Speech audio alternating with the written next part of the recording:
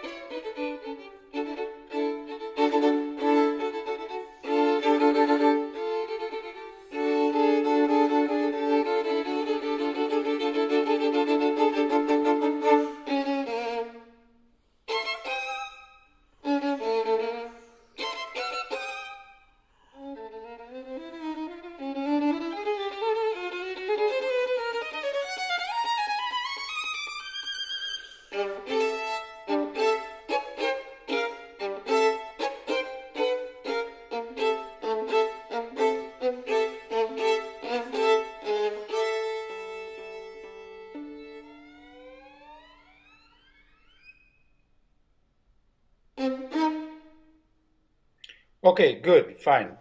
We have little time to really discuss notes and how they are, and a lot of notes that you play are actually in question, okay? I will not remember all of them, but I would make just a simple suggestion to recheck the exact notes and how they relate to the beginning of the bar. Some accidentals were missed, some are dubious, but that's fine. That's fine. This is something that is technical. I understand that you're preparing for a competition. I would urge you to take a second look very at each bar and how it relates, whether you missed an accidental or not. You know, there is also a philosophy of thought that some of the accidentals on a top note should be repeated at a bottom note, etc. So there is a whole concept there.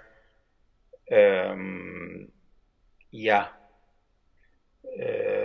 that's one thing. So on a technical level, without getting into the details, I would urge you to take a look at the accidentals again very carefully, and you know, because all these accidentals sometimes change, especially when people play by heart. So it's always good to, especially in this particular repertoire, it is always good to check the accidentals again. Having said that, I just would like, actually, I thought your execution from a musical point of view was quite good. Quite good. However, I find a few flows that are a question of rhythm. I at least am of the opinion that the tempo needs to be kept, and that is something very difficult. Okay? For example, I mean, because he writes 104, if you really very carefully take a look at the difference between 116, I think, in the beginning, 112 to 104, the difference is actually very little. Okay, and that is important. Yeah, you have 116 in the beginning. And then, you know, at the Menomoso, where Bartok specifically writes to play slower, it's actually very little difference. So that difference I would like to hear. It actually makes your work much more difficult because tagadam pam pam tagadagadam pam pam pam pam tigadagada ta ta ta ta. It's quite fast. So the difference between the two tempos is not big. That's one error. And then it slowed down a lot, and I don't understand for what reason. Before tempo primo at the end, bar 84, I don't understand why it was actually, or 83, I could not understand. This should be actually leading into tempo primo. It's easier material, but instead of leading into tempo primo, you slow down. That's something I would definitely not do. Okay, so if you could play maybe just a bit, because our time is limited, it's so difficult to discuss such particular details when we're actually talking about such a grand sonata, and the background around it is so detailed and so incredibly informative. For example, I don't know whether you know, in the last moment, there is apparently an original version of Bartok asking the player to play a quarter note higher or lower. But we know nothing of that information. We know nothing because that information disappeared. What is another interesting fact about this sonata is that it's not only belonging to Menuhin. violinist who wrote or who helped Bartok with the original composition of this was a very good quartet player, okay, who had a quartet in his name. I forget his name. It has a German name. You can easily all look it up on the internet, etc. I forget his name, but it is his version who had a quarter note higher of the passages. All of this.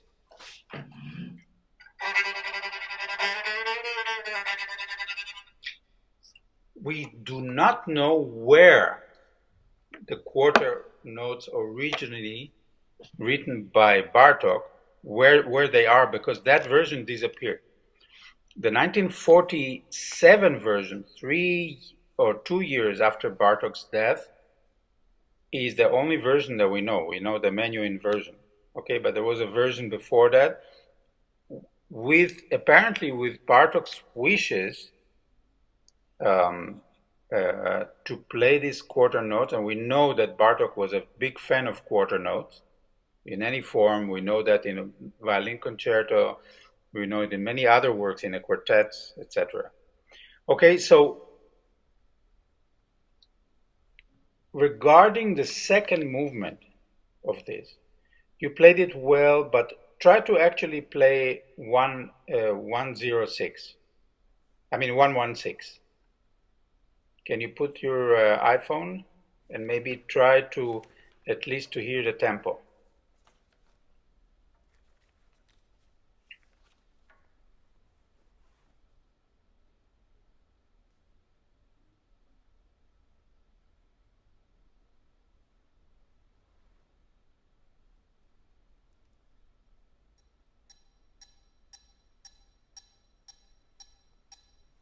Pa-pam, ta-ta-ta, ti-ta-ti, taga-daga-daga-daga-daga-daga-da, taga-daga-daga-daga-daga-daga-da-ta-ta-ta-ta.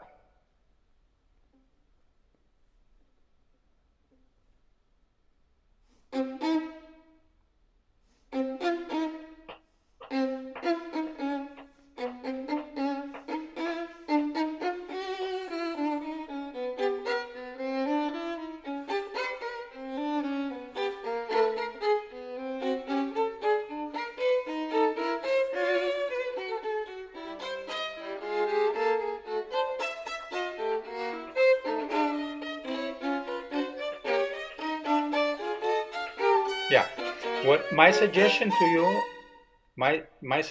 you is that you reverse the bowings only to gain tempo, only not to lose tempo. Your bowings seem to be pwam tarata pwam param, and you're already slowing down. It's a pity. In other words, it is not. Although we know that Bartok was so exact, so precise in his wishes, and he was so crazy in a sense that he even once wrote 39 and a quarter tempo marking. This is how obsessed he was with rhythm.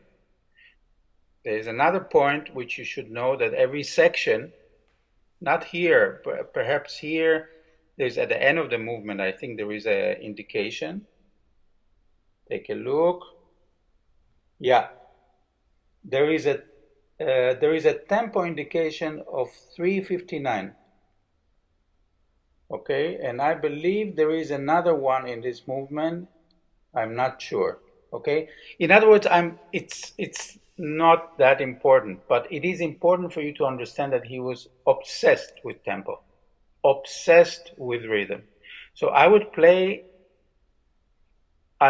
when I would choose a tempo, I would choose a very even tempo, considering that the chords will slow you down. In other words, let me see if I can get back to this.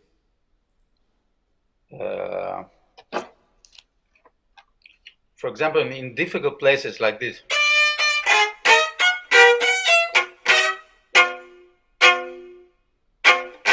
And not.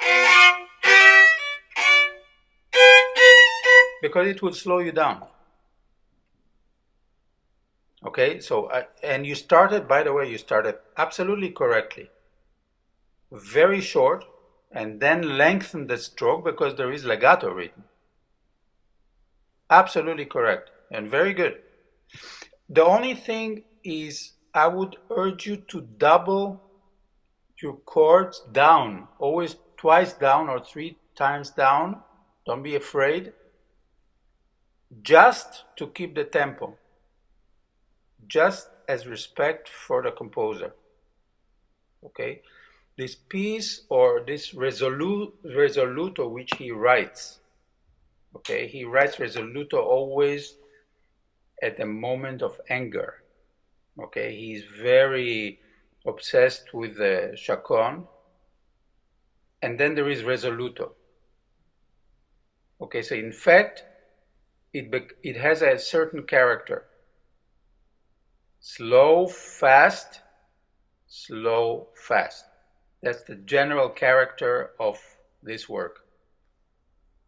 Okay, you're in a fast movement. Okay, so I would not so much lengthen the notes on the chords. I would play the chords short, because you want to give time so that you present an even concept.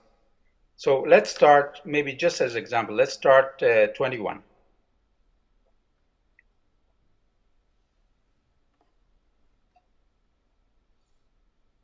Here's the tempo. Pa-pam, pa-pa-pam, pa-pa-pa-pam, okay? More or less. Start right there. From 21? Yes.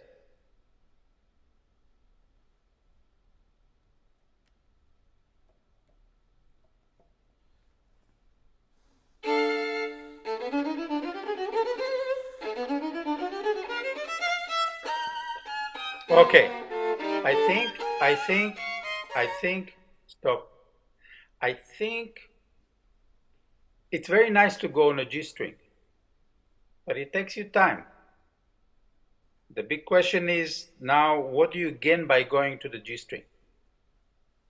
It's not written, it's not, the composer actually did not ask you to do this. My priority would be to concentrate on tempo. Ta, taga taga taga taga taga taga da, taga taga taga taga taga taga taga da ta ta pa pa pa ra ra ti ta ta pa pa pa pa. You need to present this Bartok famous ugliness, or I would not even call it ugliness, I would call it risoluto. But we know that the risoluto is not pretty. So we are going to the G string in a senseless way. You know, like we're playing something lyrical, it's not. So I would actually suggest you to stay down. Taga taga taga taga taga ta, taga taga taga taga taga taga taga da ta ta ta ta pa para pa para pa para pa pa pa pa para. That's what he's doing. So you remember there is it's not only a resolution and a fugue, it's also a joke or a dance. You know how those dances, for example, in Miraculous Mandarin, are so awesome because they're done in a short fashion and dances. Okay, so play this at tempo. Try again.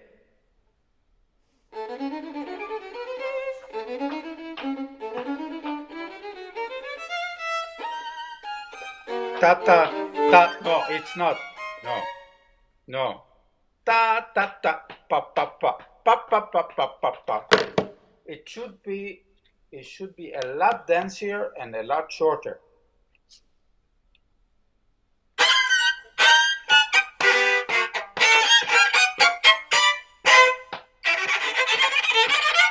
Okay?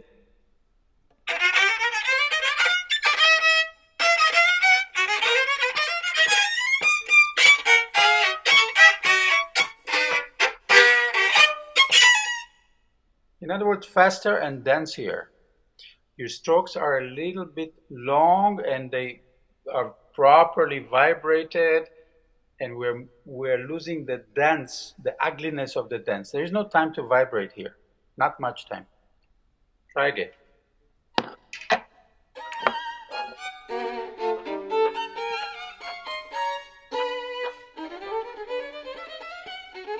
Okay. Good.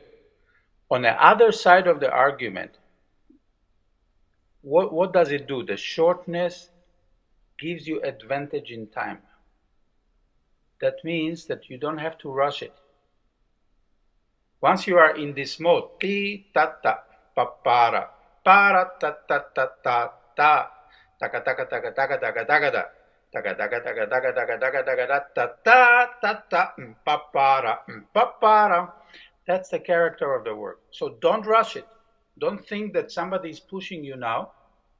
You're only playing it shorter because you're dancing, and you do not have to play more than 116. Absolutely not. Try to get into the character, into the dance form. It has many things, this music. It's a composer's gem. But for a player, once they studied properly everything, the notes, and I urge you to take a look again at the notes. We do not have the time for this really now, but take another serious look at notes. Once that is done, our task becomes simpler, because all we can do is represent the music, especially in fast material like this. This is relatively fast material. 116 is fast. Okay, so try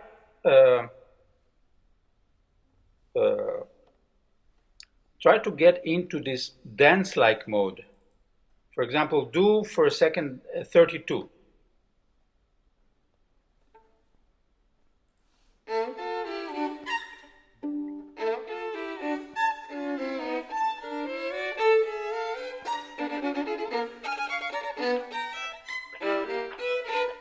Yeah, that for me is not dancey enough. I'm not even talking about tempo. It should be yam parara titarara titara. You have a portato there. Let's do the portato. In other words, full separation. Yam parara titarara titarara. Okay, it's a language.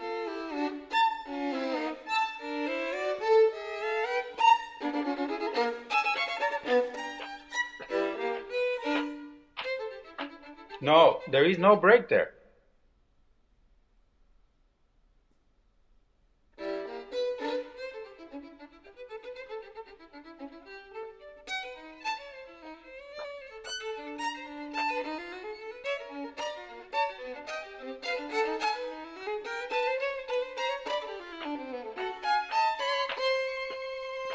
Yeah, it's not. You should not play this long. Yam pa pa pa pa, yam parara, tarara, pa pa pa pa, ta ta ta ta ta, and not yirara yirara. Okay. Yeah, but full value. T3 ta ta ta ta ta.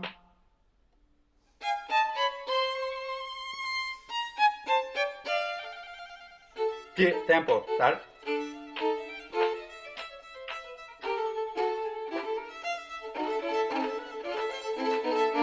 In other words, what I'm telling you is you should concentrate on a smart way of using the bow. What is a smart way? The smart way is just the length, just the right length.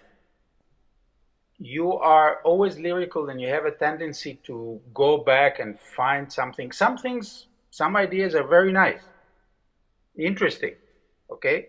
I mean, like, for example, I really, one of the very few times I heard the theme properly in the beginning. Very nice. Very nice. But as we continue here, for example, I mean, it's such a genius work.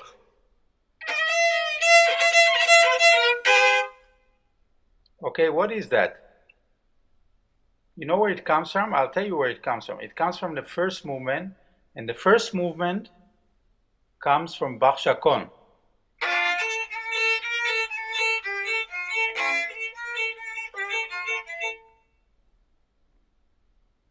Once we realize these things, we realize the incredible horizon of this work.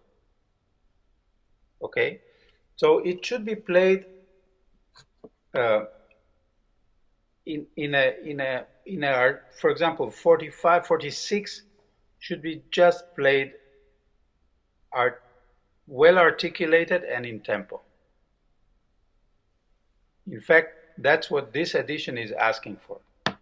Also remember, I mean, the more I look personally at this work, the more I come to a conclusion that what Menuhin tried to do, of course, he commissioned the work, and of course, he is the original. And so everybody respects very much, and that's okay.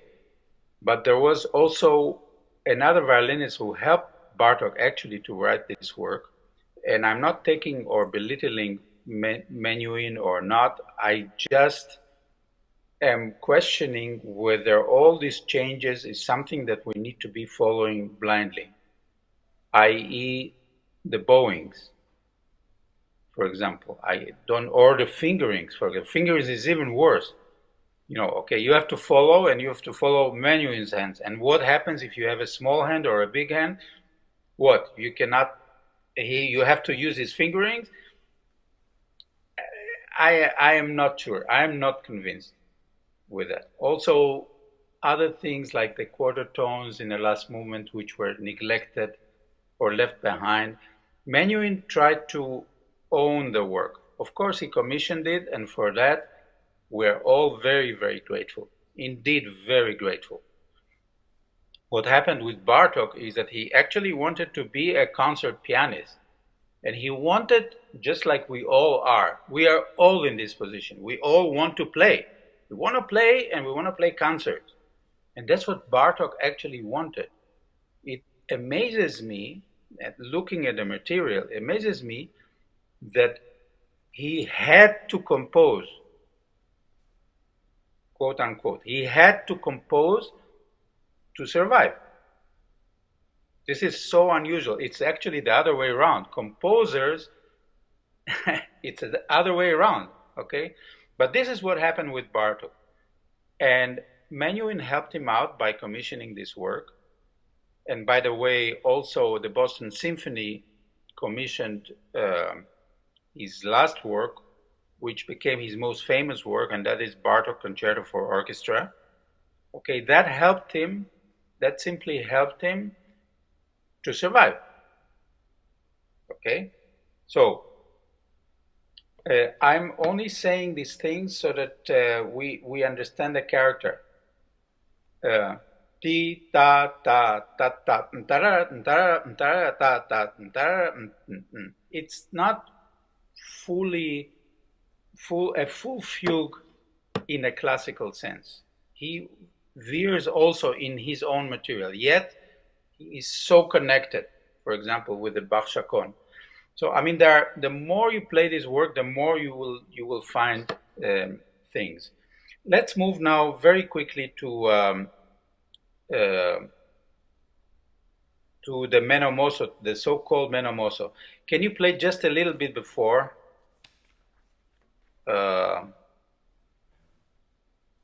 Maybe around 58, you can start 57 or so. It's not a problem.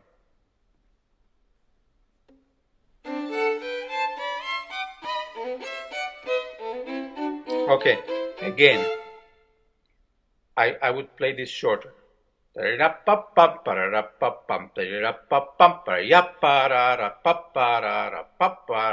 need to get into this mode a little bit.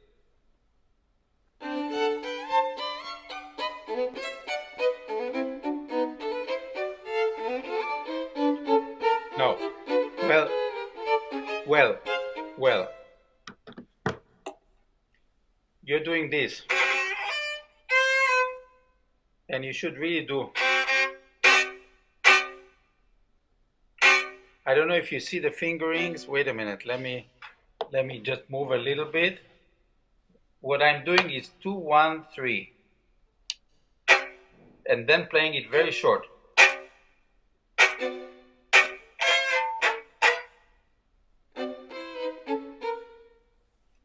Okay, that saves tempo. You know, some people take time. Okay, that's my opinion, however, that it is a very rhythmical fugue.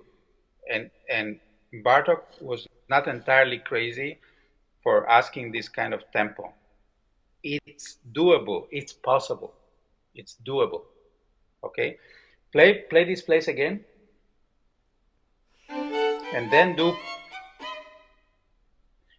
poco allargando, just poco.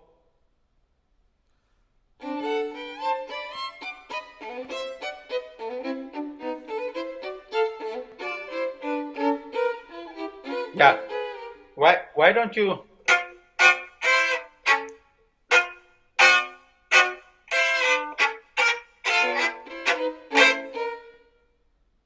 Yes, it will gain tempo.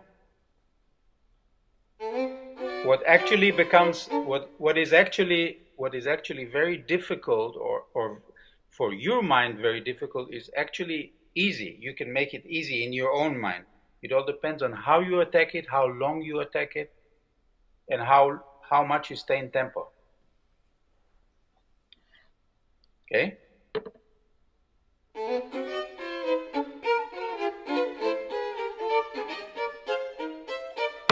You see, I mean, I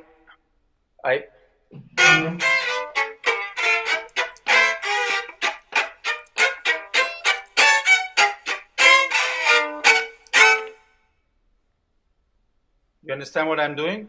Just allargando at the very end, and the chords are difficult, but instead of mentally hanging on the chord, play them shortly.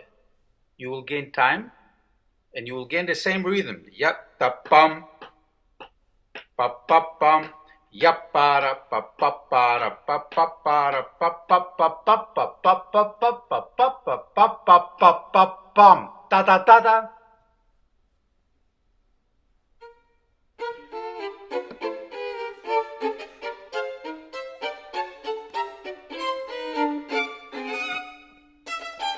Okay, good. Now you have a choice. We do not want to play these chords too short. What we want to do is to keep the tempo correct, which means that if you gain too much tempo, you have room to play it a little longer, just hair. But you see, it's instead of doing this, you use this, but no more, because if you go like this, you're finished. Then you stop the tempo. For me, the pulse there is important. Why? Because it's a fugue. I don't know of big ritenutos in fugues. A fugue is something very religious, 2 voices, 3 voices over. It's a mathematical form. And he calls it a fugue. Okay, so that's also, you know, in the connections. Let's move on.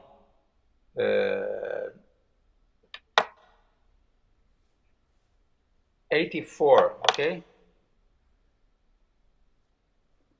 So now you have to go from poco meno mozo. Basically, I'm speaking in simple terms. I want to speak in simple terms. We can sometimes win a few more beats or lose a few more beats, but it's basically poco meno mozo and then back to a tempo. So.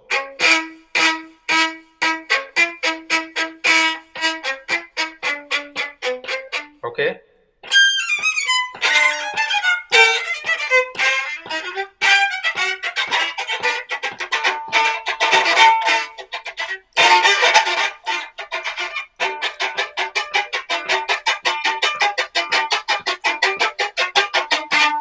I gain tempo by shortening things properly. And I'm not trying to do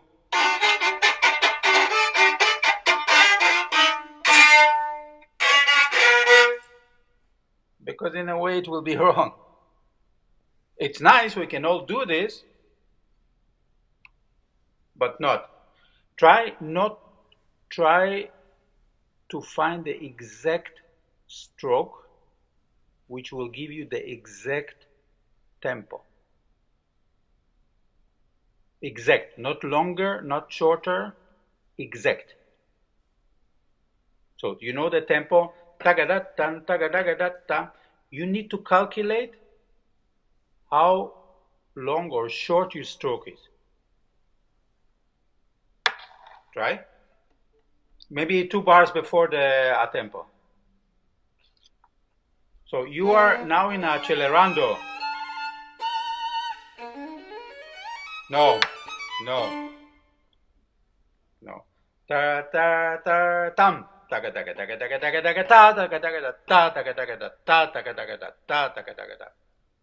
You need to come back.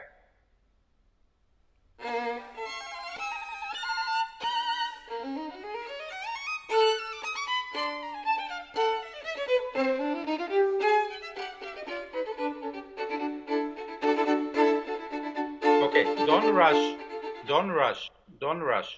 Okay, you're a little bit rushing, you're a little bit hectic. Do not. What I'm telling you is something different. I'm telling you just one simple thing. First of all,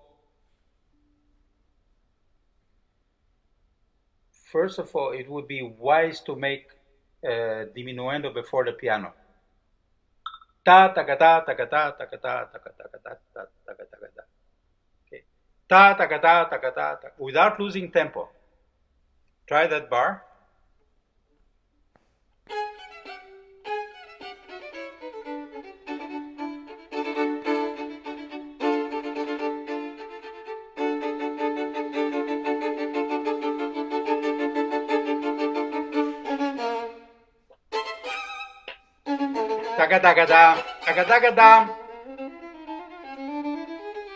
Yeah, if you play it calmly at tempo, not take too much time in the beginning, then you will not feel so threatened before technically.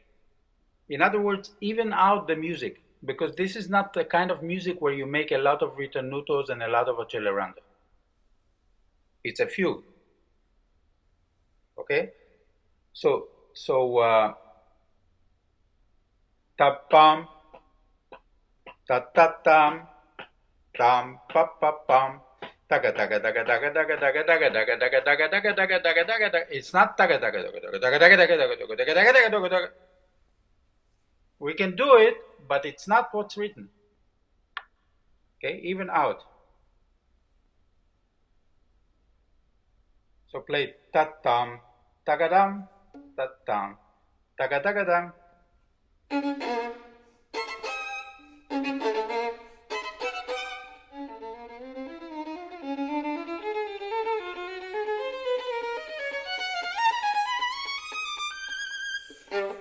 Yeah,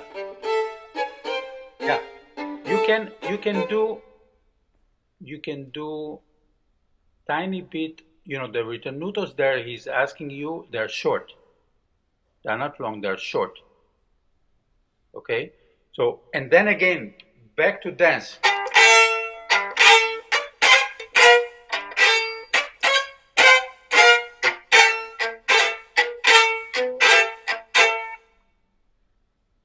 Okay? Just before that.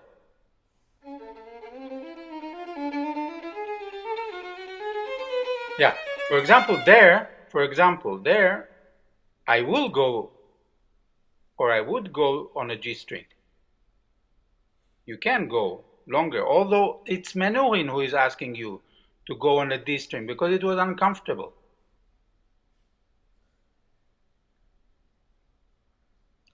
I'm going there on a G string because it actually sounds better.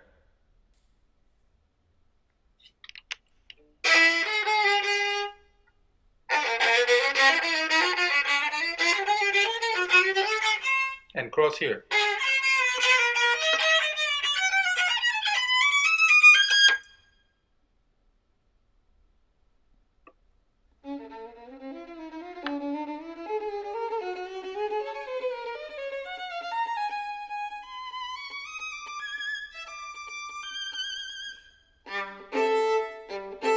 Yeah. Okay. Georgie, you are a very good player, okay? But you're using vibrato in the wrong spot, and a lot of it. It's not. It's.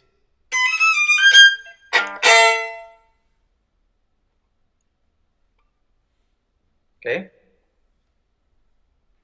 And also, I just wanted to tell you, uh,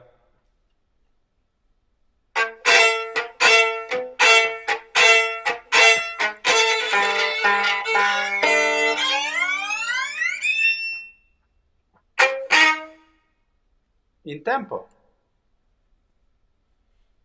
In tempo. You can show everything individual, but in tempo. Okay? Do we have time for the no, we don't. So at least we worked a little bit on this. Yeah? Thank you, Georgie. Thank you. Very good playing. Bravo. Thank you, Maestro, and thank you, Georgie. Our next performer today is second-year student ZOU MENG. ZOU MENG will play YSAΙE's Violin Sonata No. 3, the Ballade.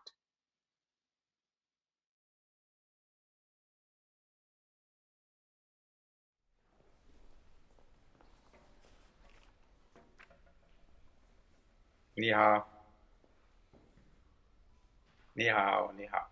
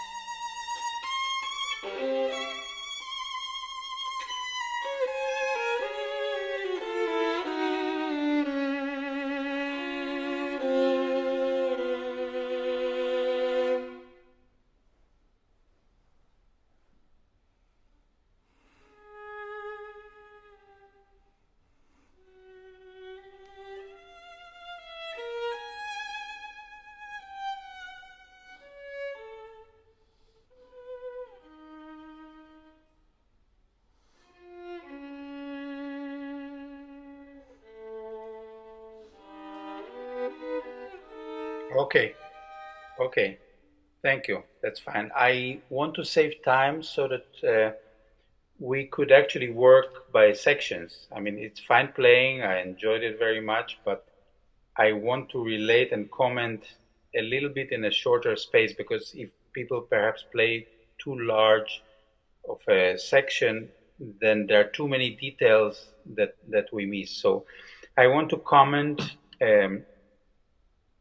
on this section, okay, until we start a molto moderato. It's fine.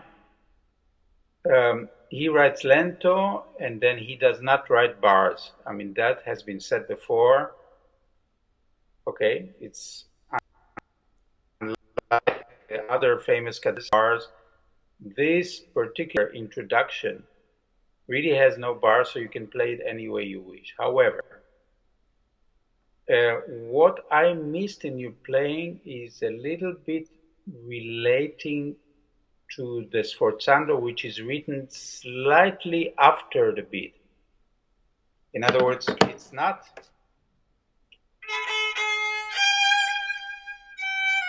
It's okay. This sort of thing it's a curious detail, but you know what is really curious about it is that it's actually repeated twice. Okay? Okay. It's yeah, then you're really wondering whether he meant it. Was it a mistake of the paper, or is it okay, that's one thing. And the other thing which I did not like and I disagree with is that in my view, you have to do a long legato.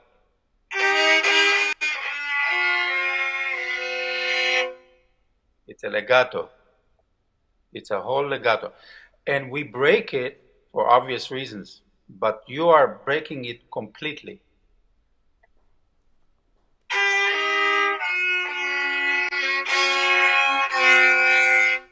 And I disagree with it because it's written with a real thought of legatos. And at least you have to respect that part. And I will tell you why you want to respect it also. Because later, he starts breaking his legatos. His legatos becoming shorter and shorter and shorter. The longest legatos are in this introduction. Okay. You understand? So there is a real structure here. I see a logic. On one hand, no bars. Very, very free. Extremely free. On the other hand, long legatos, then shorter legatos, and then very short legatos.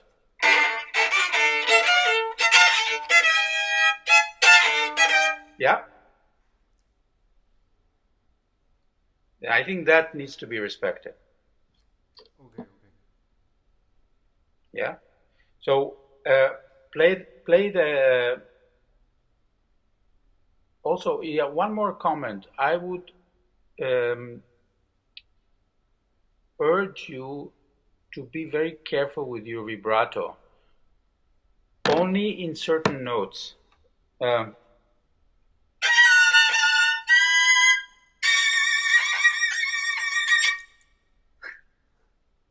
I'm exaggerating, yeah, but it doesn't fit the music. I personally also like to start this.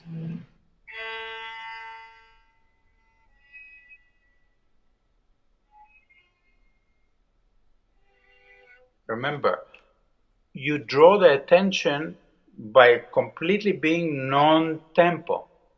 No, this is non-tempo. So I would not. I would.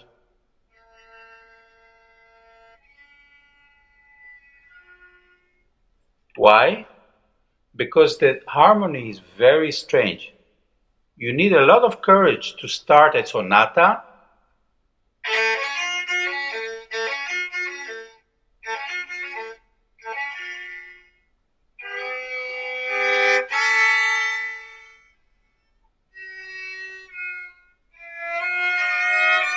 every harmony has its own color and its own character.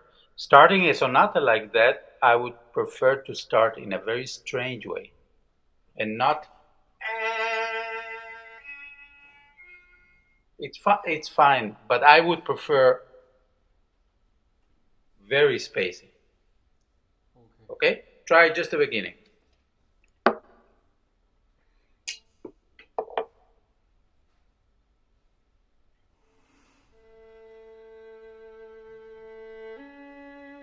Yeah, you have to vibrate, huh? Sorry? You have to vibrate.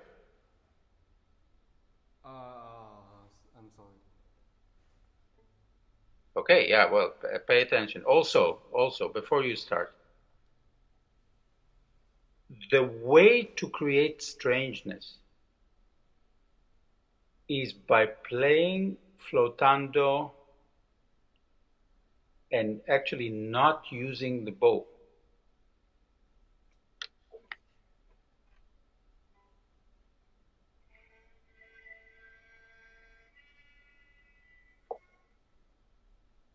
Will create strangeness. You will have everybody thinking, what? Huh? But if you're starting, you already killed the color. So use very little bow, go a little bit flotando, and don't move the bow much. And don't vibrate. You can vibrate always later. You got this whole piece you can vibrate later.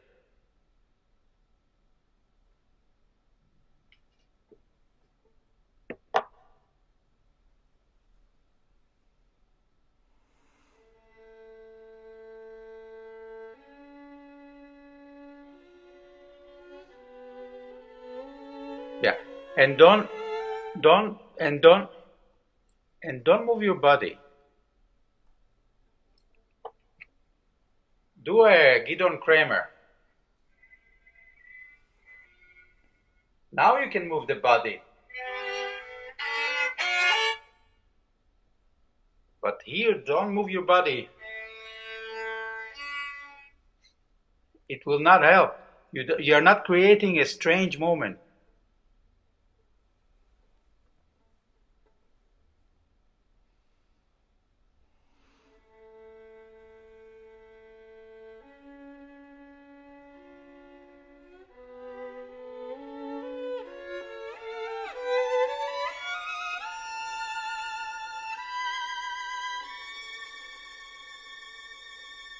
Okay, this is fine and this is very fine playing, but I've always said that also in master classes.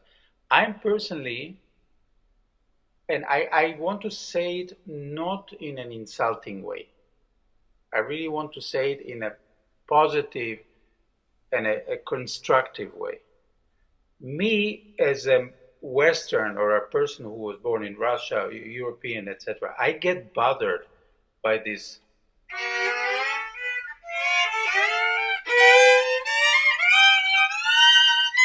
Which is a normal part of your music, but this is not part of this music. Okay, I get bothered by that. It bothers my ear a little bit. And I think it bothers a lot of Westerner ears.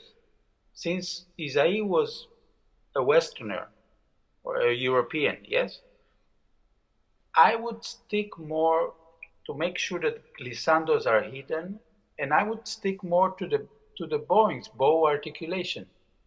Okay, it goes.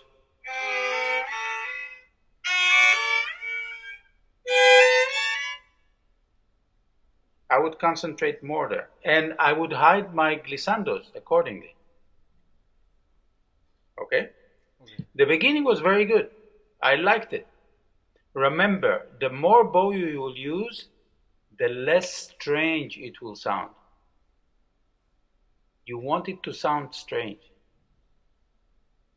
Okay? Okay. Try again.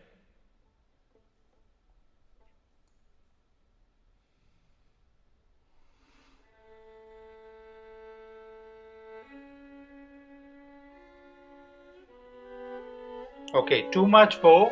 In my view, too much bow and not enough on the fingerboard. Get closer to the fingerboard and don't use the bow.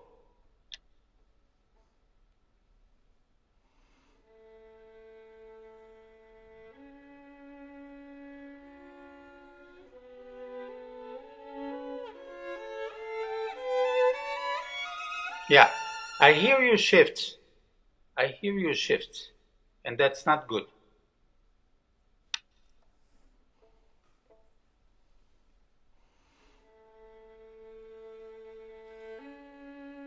Yeah, again, you are doing some sort of a nervous vibrato. You start fine, but you take all the strangeness away.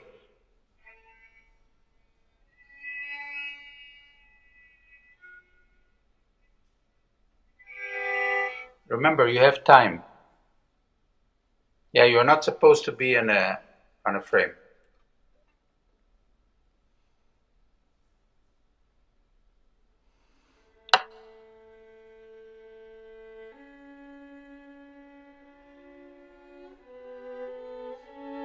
Yeah, I hear you shift. I hear you shift. You have to eliminate it.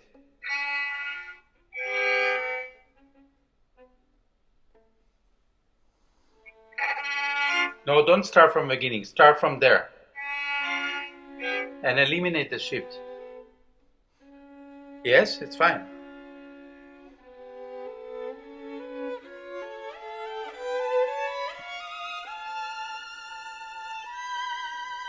Okay, I want to hear the difference between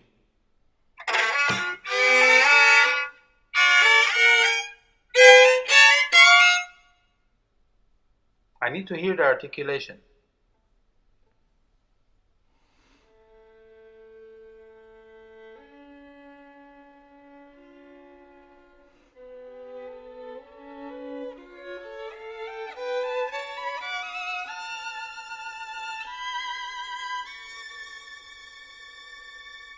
Okay, and when you play down, this is fine, this is much better. Don't bring your violin down, because you take the sound away. Bring your violin up.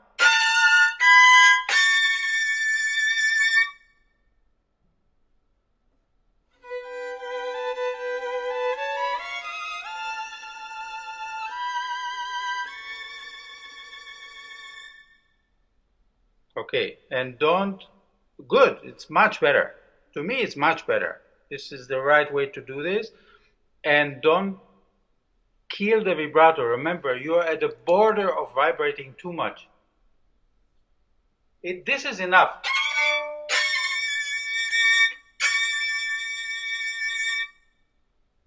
That's enough. You don't need.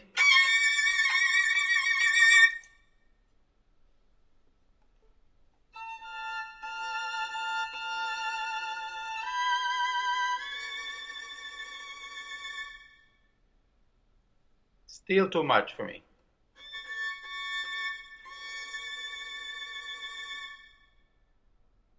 To me, it's too fast. It's not too much, it's too fast.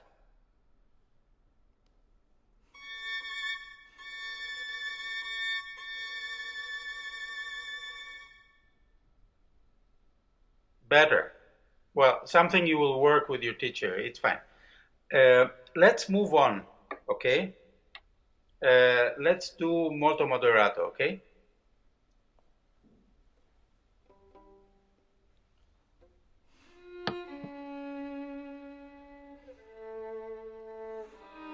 No, it's not.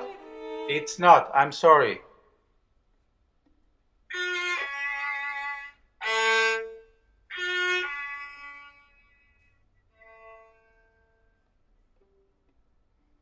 Remember, it still is no tempo.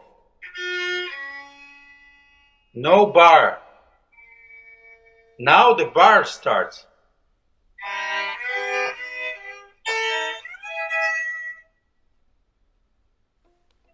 Okay?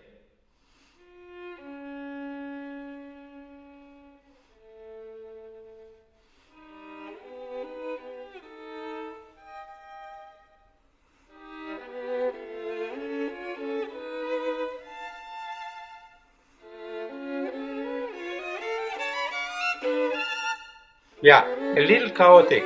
Just a little bit chaotic, okay? Look at the formula of the beginning and look at this formula.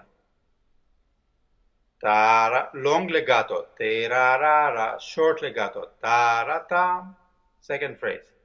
Taram, ta-ra-ra-ra-ta-ra-tam.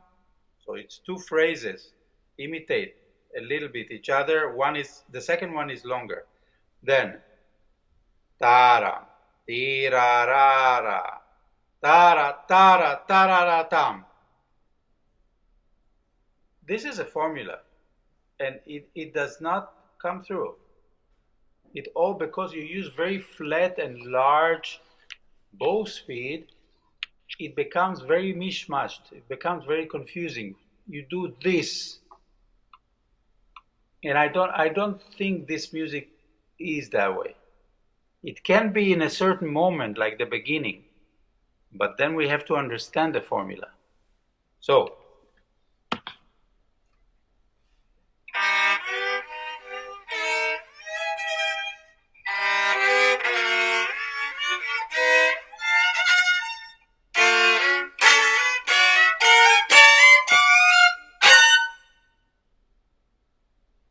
You understand? At least you see, you understand the formula.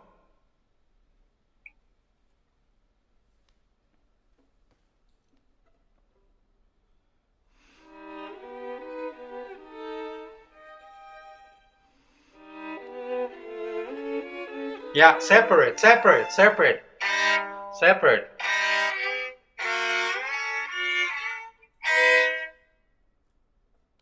so we understand where he wanted to play this. He played it himself.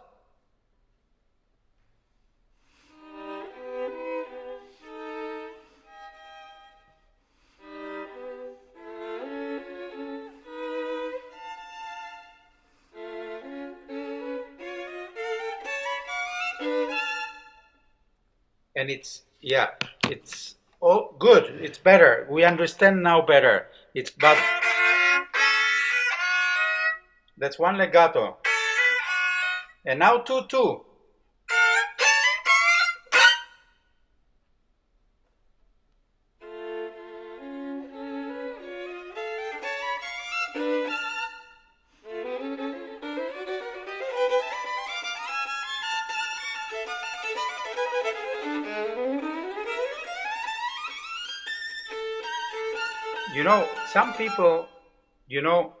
Some people don't understand that being just quick is not always an advantage. A good technique, it's also a question of timing. In my view, you are rushing a lot, and then you are tripping over a lot of things which could have been articulated in a better way. Okay? Don't rush. Look what happens. First he writes, you have to see the formula. It is not only animato. It is also triplet. Okay? And then it's 16th note.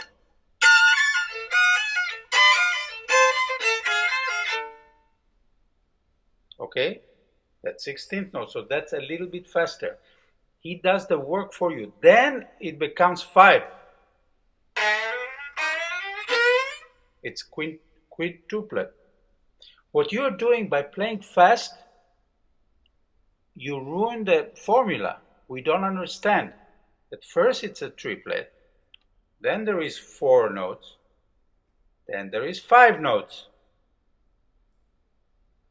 By playing too fast, we miss this.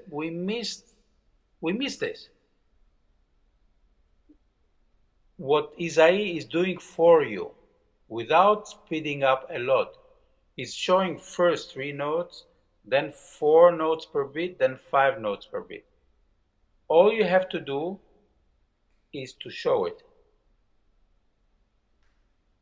Try. Don't be too fast. Be clear.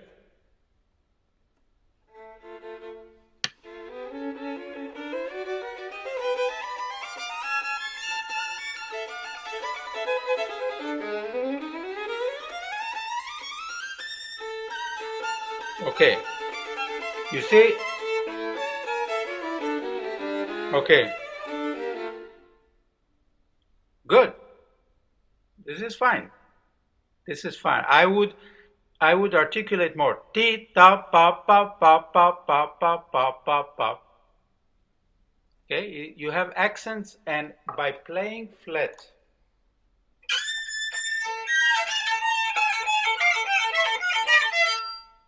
you are not accenting. You are eliminating the accent. Okay, okay. Yeah.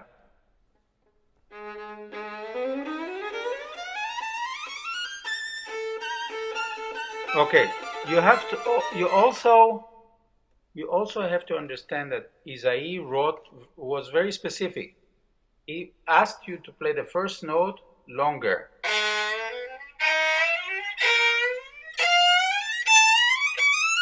That's the way it's written. Look at the line at your music. Look at your music. Look at the line. You see the line? Yeah. If you look at the instructions, the line means that he wants you to play it longer. Okay, okay.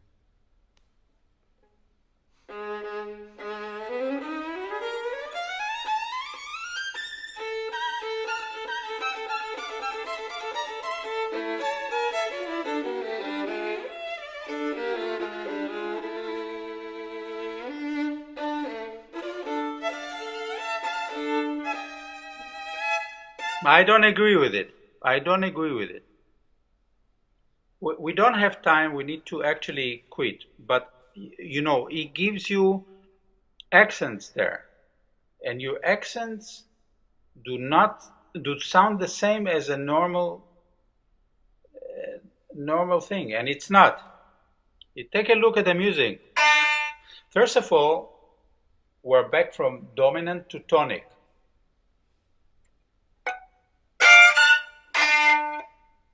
That's the end of the work. Okay? So first we were at the dominant, cadenza, dominant, and now into tonic. That's an important transition because you are now at the body of the sonata. Okay? And he asks you to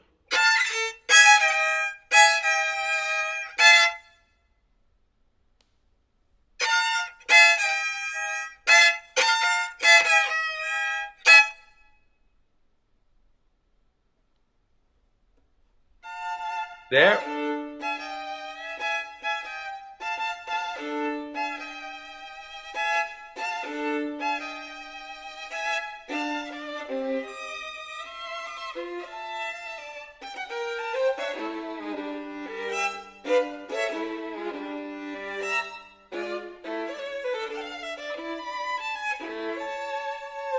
Yeah, you know, from a structure point of view, remember how you started. You started completely spaced out, completely no bars, nothing, like the beginning of the fifth sonata, nothing, okay? Then it became a little bit stricter. There is more now formulas, okay? And then you arrived at the body. I personally think that you will be not doing justice by playing this completely like that, because you kill this large structure of the work. It starts from space into a little bit more order, into strictness. Tam, pa-pam, pa-pam, pa-pam, pa-pa, pa-pam, pa-pa, pa-pa-pa-pa, pa-pa-pa-pa-pa-pam, ta-ta-ta-ra-ta-ta-ra-ta-ta, ta-ta-ta-ta-ra-ta-ta, ta-ta-ta. I think people are overlooking this fact a little bit.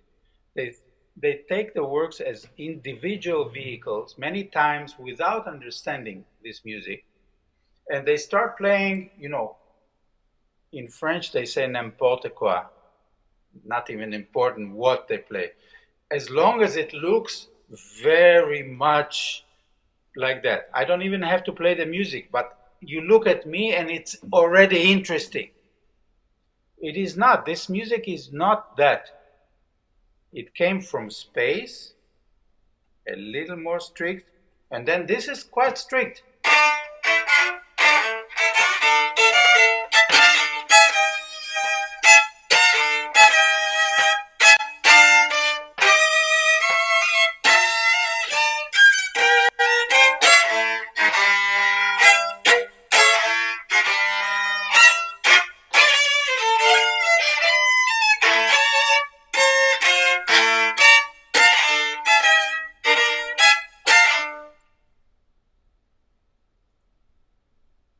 you have to understand where you come from and where you're going.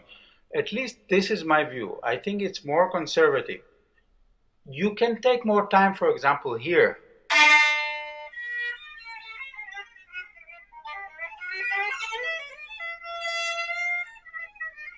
It is clearly a different character. You do not have to play this. No. But you need to read the music that you play or analyze the music that you play first and arrive at a certain conclusion. My personal conclusion is that this is the tonic.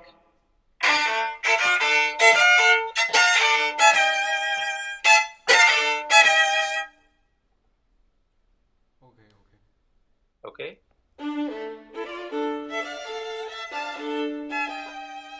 No.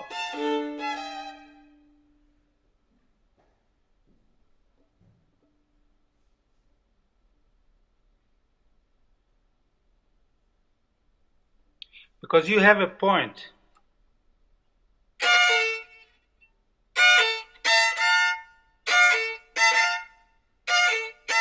There is a point there. It's not. It's not. You have a point. I didn't say a point on my score. There is a point. Okay, okay.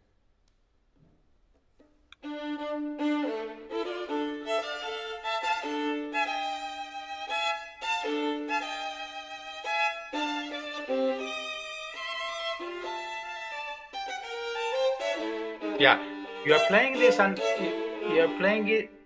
You're playing this fine. You're playing it fine, but you're playing this uneven. So we miss the idea. Okay, I don't want you to follow me so strictly, but I'm trying to make you aware of the fact that if you don't play this in a formal way, in a strict way, then it will not be there. You're playing fine. You're playing just fine. But you are missing the rhythmical aspect of this. So in other words,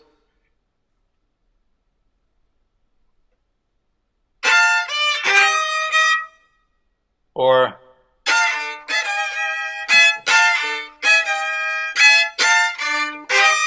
in other words,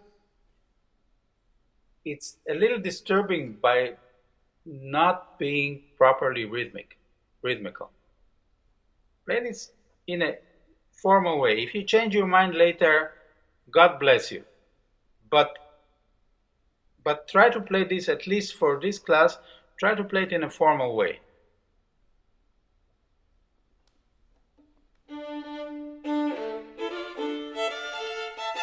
No, it's not.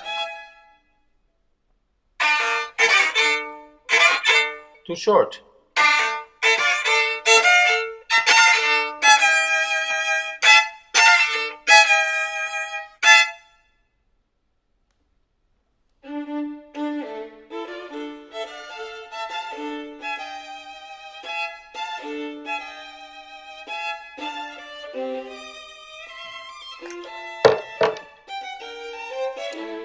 No, no, no, no.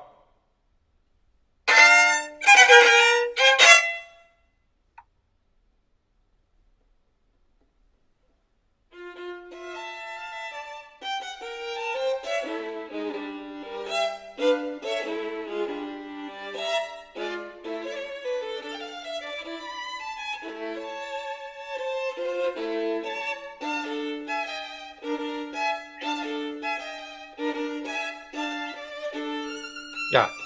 How do you do the difference between notes with no accent and notes with accent? Because I hear no difference.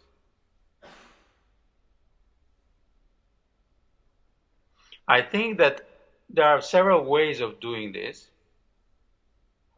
and every violinist needs to choose for himself. But what we, from the audience, the public, need to hear the difference between a note with no accent and a note with an accent. Okay? Because otherwise we're not following him.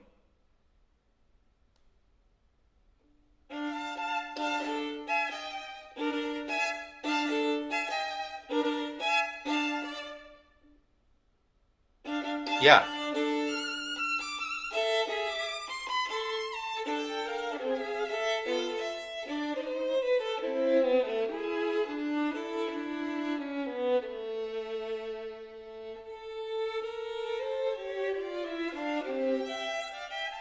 Yeah, it's not so strict. I prefer it strict.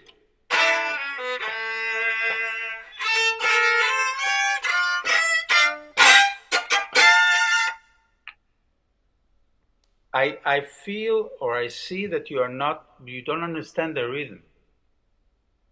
Yeah, and it's good. Play it once like a metronome type of thing.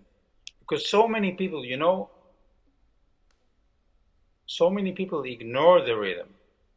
I personally think that there is no rhythm in the beginning, more rhythm in the middle section, and here it's quite rhythmical.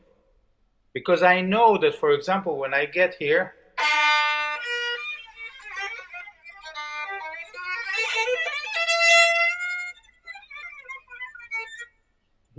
more important the flotando than the rhythm. Priorities change. But to me, priority here is to understand tam, ta tam, ta tam, ta ta ta ta ta tam, ta ta ta ta ta ta ta ta ta ta ta ta and not ta yadada yadada yadada yadada yadada. What can a teacher say after this kind of thing? He can only say, very good. Maybe do something different, like, and then he will play or she will play even crazier. What have we done? Let's take a look at the music. When it's strict, it's strict. When it's loose, thank God it's loose. Have your freedom, do whatever you like with the music. But when it's strict, it's strict. Tam, pa pam, pa pam, da ra pa pa, pam, pam, da ra, pam. That's how it's written. Yeah? Try.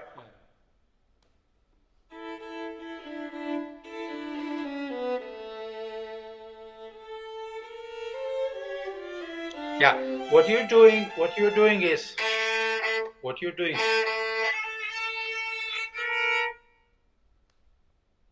it's written.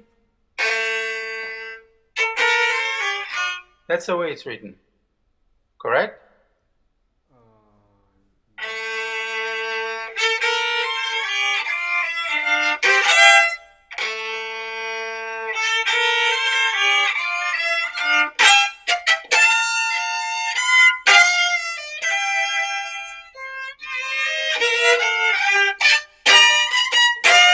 Because we don't understand the formula. At the end of the day, we don't understand. People play.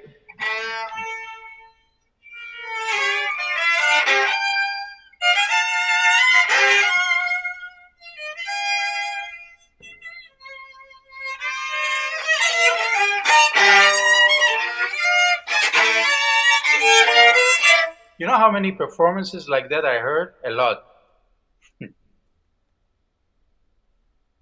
Okay?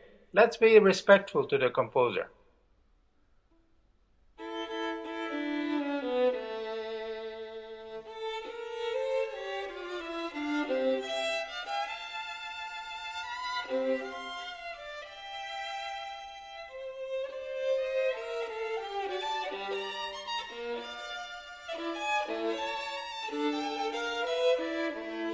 Okay. You know what will make the difference? You know what will make the difference is that if you will follow the set of dynamic, you have mezzo forte espressivo, okay, into forte and then back to mezzo forte. Or you have crescendo diminuendo and then back to mezzo forte. Crescendo and diminuendo. Yes, crescendo diminuendo. Yeah? And let's ask your friends behind. Did you hear two accents? No. That's my point, okay?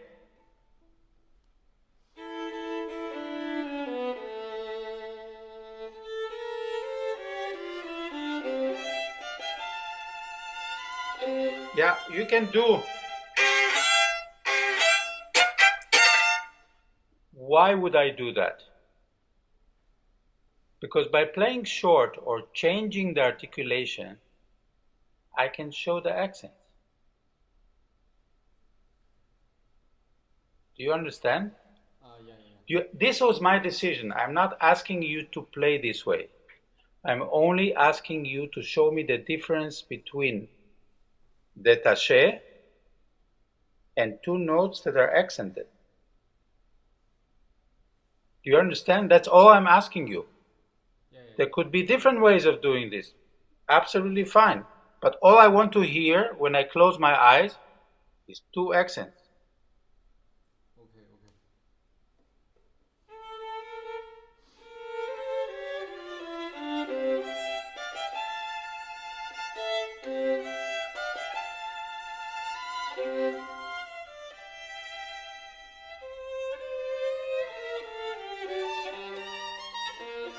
Yeah. Okay. Whenever you have this rhythm, dum, pa-pam, pa-pam, pa-pam, pa-pa, pa-pam, pa-pam, yes, it's a certain formula. Yam, pa-pa-pa, ra, yam, pa-pa-pa. Yes? When you have a different formula that comes in,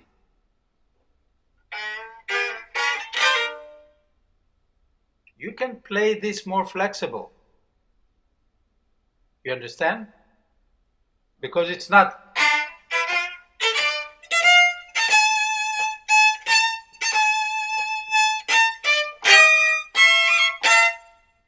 To me, this is stricter rhythmically.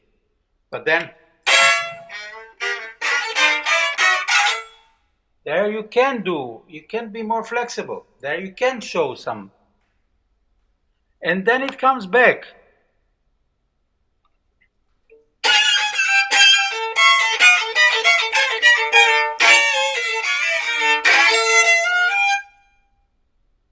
Now strict.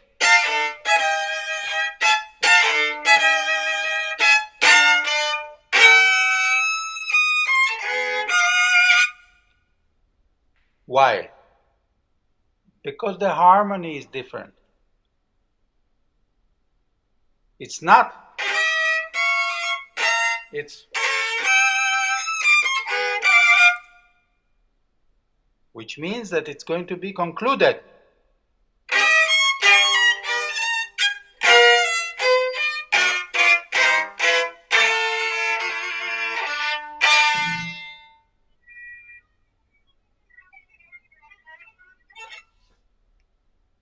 You create the moment because it's different material.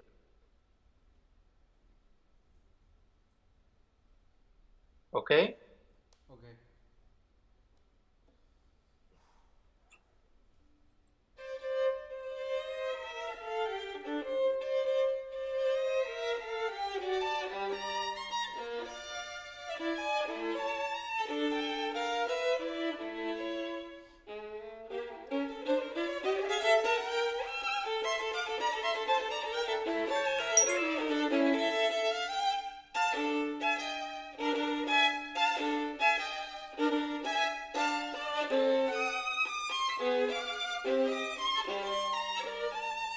No, again. Sorry.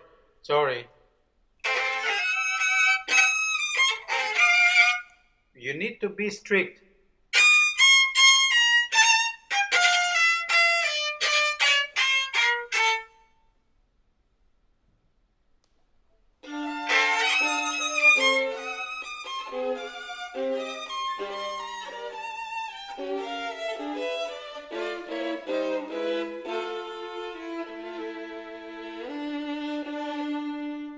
Yeah.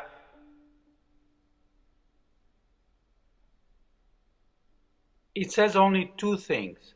It says fermata and it says sempre forte, but it does not say ritenuto. And you can also do this. Why? Why? Because it has 4 accents. Okay. And it's not, because this is not an accent. Okay. Okay, you understand what I'm saying? Also, there is no ritenuto. Okay. No reason.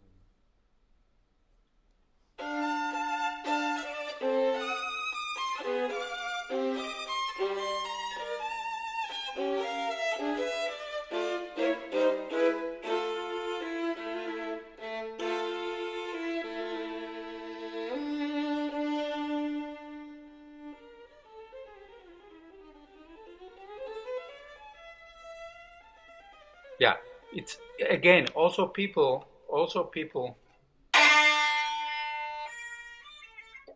No, the bar is, remember, this is a bar. It's not the beginning. No bars. This is a bar.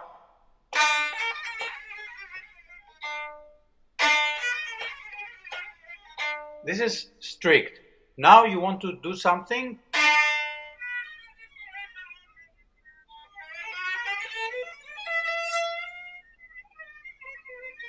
Not too much. Okay.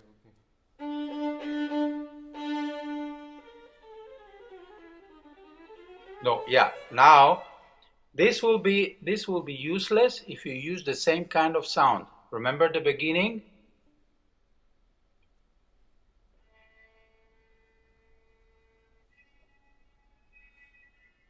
Remember strange? Remember? Yeah. So yeah.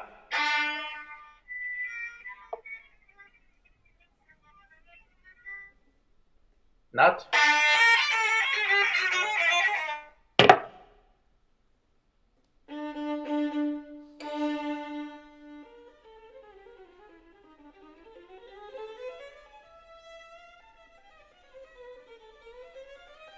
Okay. The sound is still too realistic. It's too realistic still.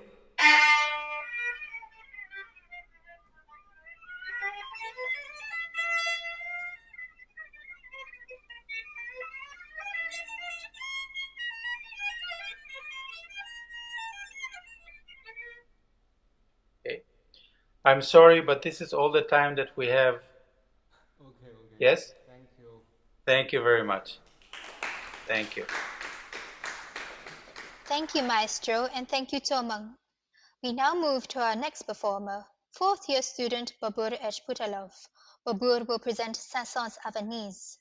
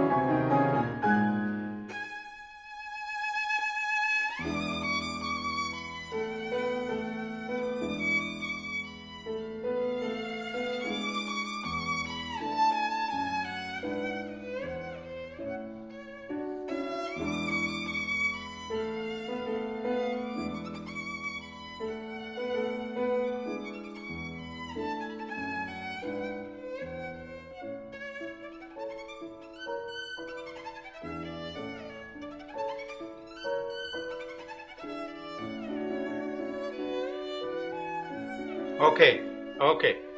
Thank you. Thank you. Thank you. Fine. Fine. It's nice, it's musical. And it worked well out of this work. He wrote it for some violinists, and then another violinist played it. Basically, what it is, it's a French word for habanera. Okay? Havanise in French is habanera. So we know very well from other classes, well, at least I keep a strict concept of the rhythm, okay?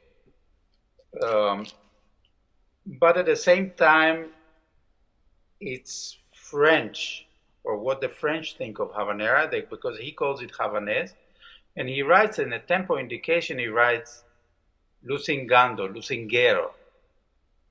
So it's a very, very strange sort of mix, unusual mix. Lusingero would be a Spanish word, and Havanese is a French word. So I personally, also there is another thing that needs to be said, and I find it important. There is too much mixing information. This is not Bach. Okay, this is definitely not Bach. So sometimes he writes a legato on a taia, and sometimes he doesn't write a legato. Also, the middle section, it repeats in such a way that it becomes absolutely it's not French music. I mean, it's not habanera. It is SAINT-SAΕNS now.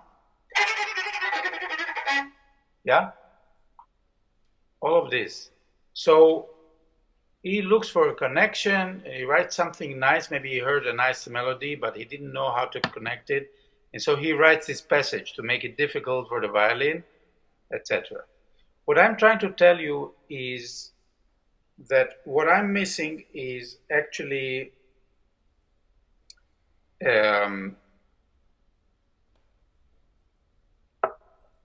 a little bit of more strictness, rhythmic strictness. Pa, pa, pa, pa, pa, yeah. Sometimes you do it, sometimes you don't. It will be difficult to argue with you because he actually writes lusingero, which means loose. Okay, so I cannot tell you, okay, play everything. I personally I'm trying to be more respectful of the rhythm. So I don't know if we can play together in this session, YSAÄE, but let's try.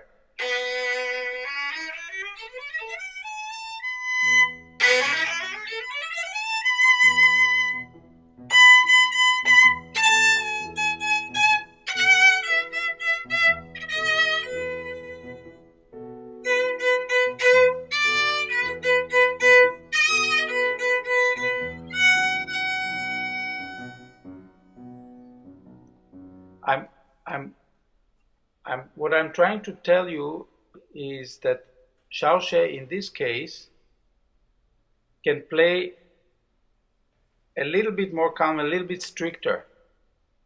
Pa pa pa pam ti ya ta ta tam ti ya. So what I'm trying to tell you is play a little stricter and also unify your bowings. Always. So it gives a certain unity. What is a dance or what is a habanera? I will not go deeply into this. I can only tell you is that everything, when it changes according to the legs of the dancers. So a little bit faster, a little bit slower, a little bit faster, not a lot faster and a lot slower. So try again, keep quiet.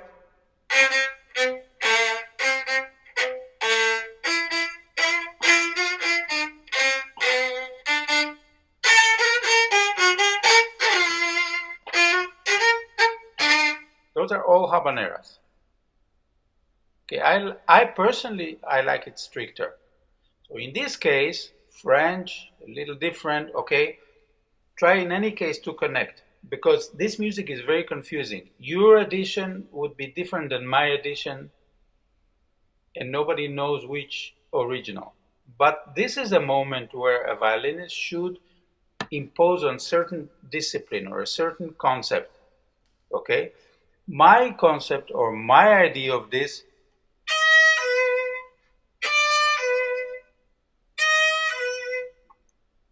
in other words, I always connect those things, okay? And it makes it easier for Xiaozhe to play it. It becomes also pleasant because you also know what the next part will be like. Yeah? Also, one thing, but it's quite exact. Da, tu, ta, da. Don't start too early.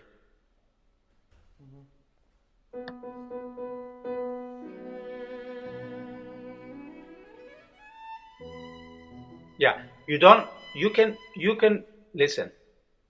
Start in tempo, but the passage you can play lusingando.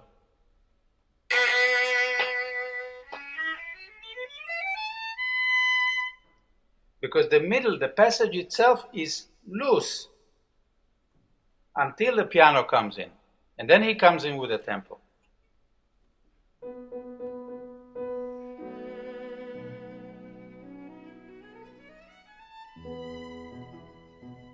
Yes.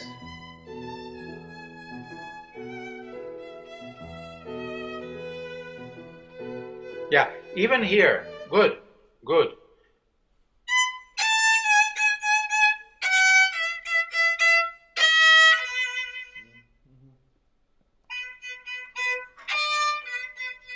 In other words, I try to keep the principle whenever possible, okay? It is also not original. May not be original, but it's definitely consistent. We understand the logic of the dance, okay?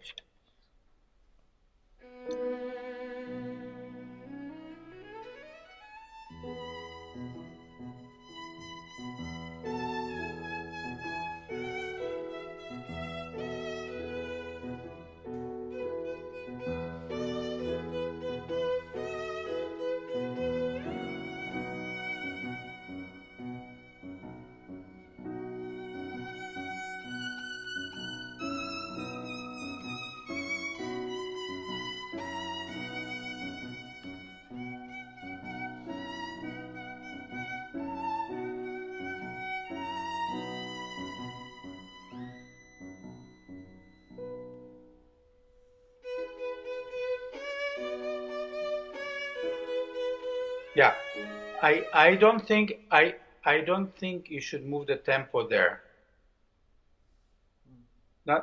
Don't move it, because it will make no sense. All of this.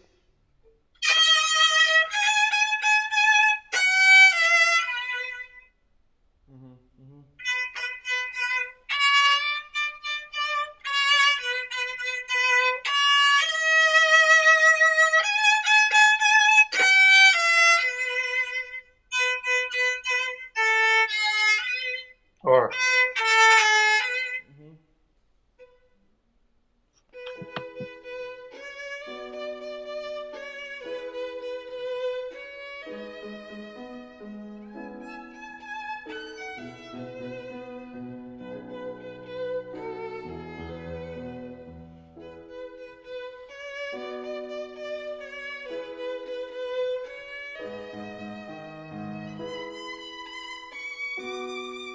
Yeah.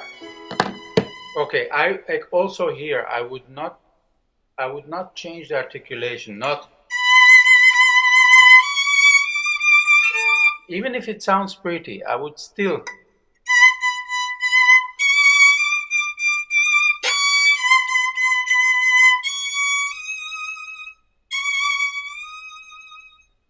That's end. Okay.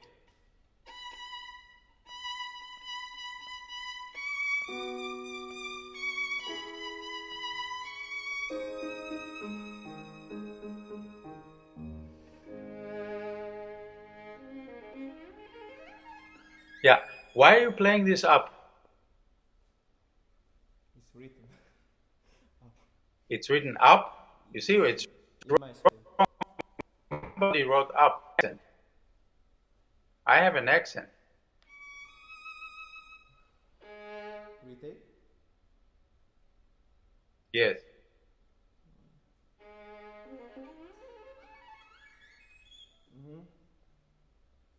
Yeah.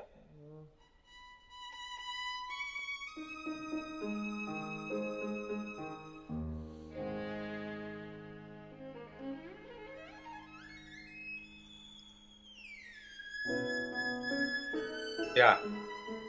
I would not slide such a hard slide.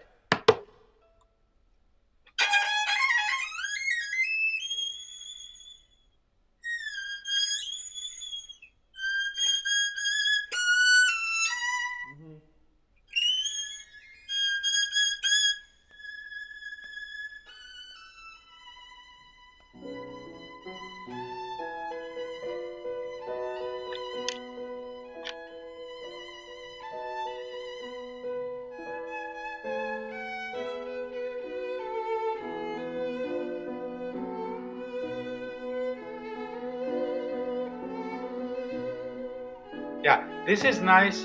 This is nice. This is nice. This is nice. But first of all, it's in piano, and you can do this. But what is maybe important, what is written more in all the scores together, because here we cannot judge about original music. We can only compare scores. Okay. All scores have this crescendo and then piano.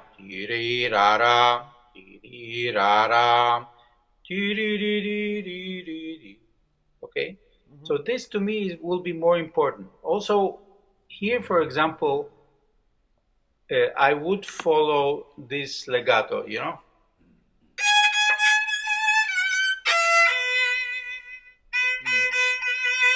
Yeah? No.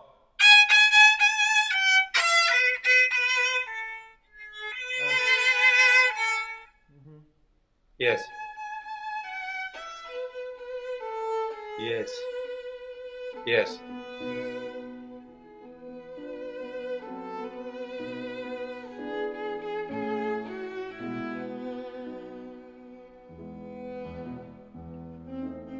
Yeah. This I would follow. This I would follow.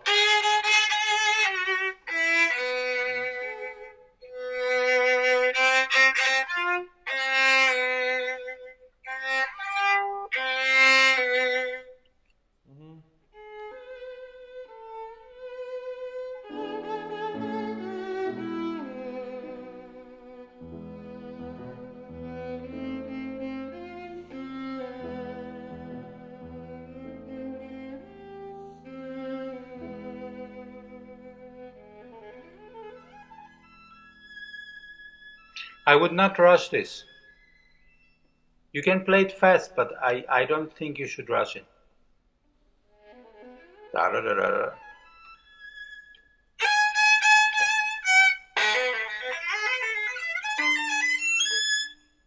This is tempo. He writes a tempo, yeah?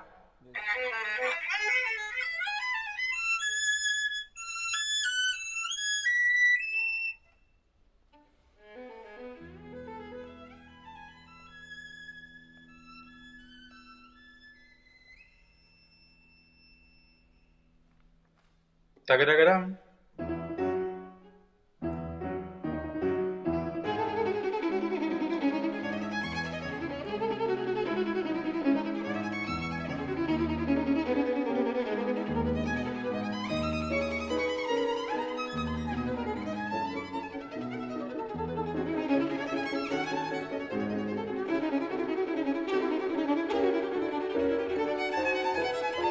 Yeah.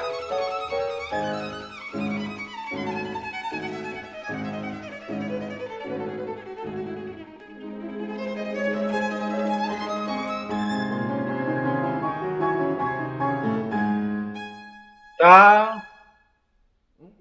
Yeah, in tempo.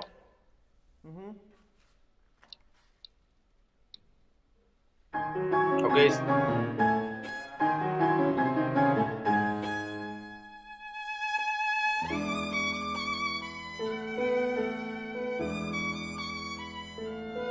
Yeah. You should play still. You should play articulated.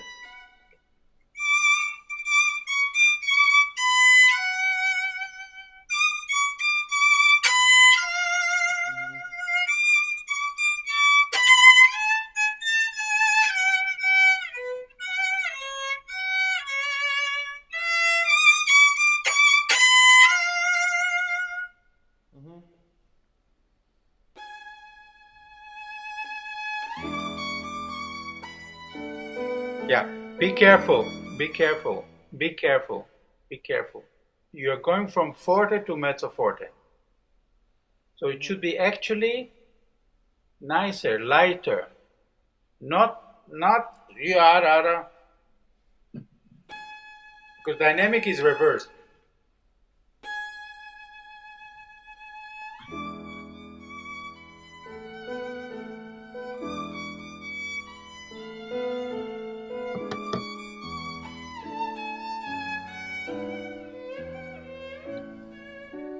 Yeah, it's not.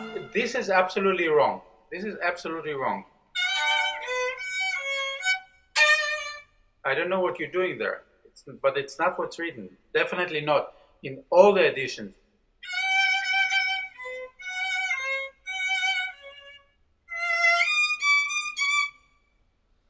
Yeah.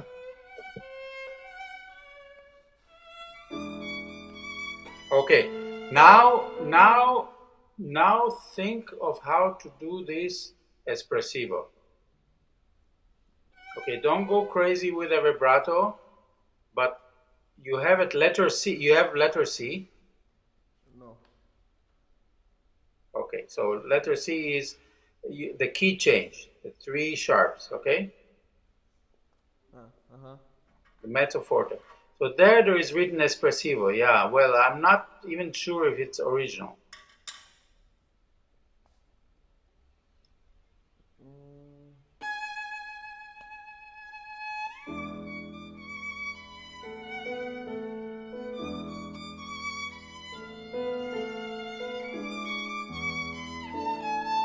Yeah, what you're not doing is what you're doing is you're changing the articulation. Fine, but then so that kills the dance. To me, it kills the dance. You know, yeah, pam pam pam. Find different ways to be espressivo.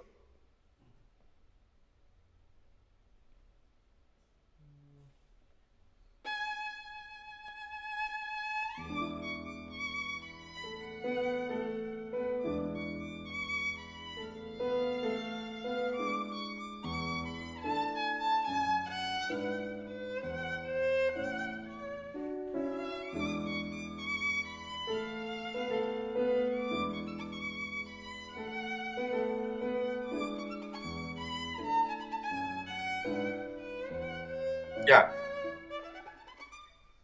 Okay. Yeah, to me, it's too fast. You're too fast to the dance. You're taking away the espressivo.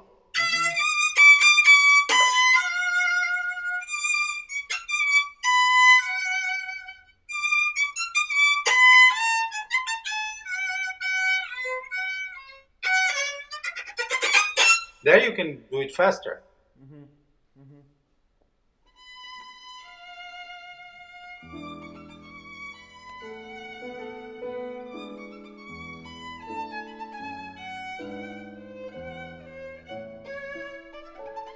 No, no, no, no. It's not part of the dance. legato.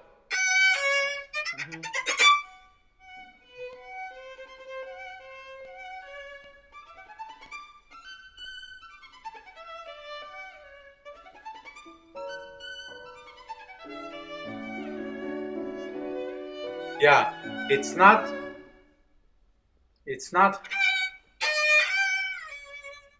because there is a legato there that separates.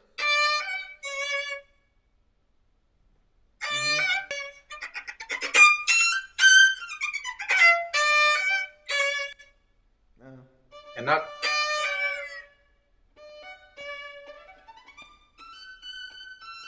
okay.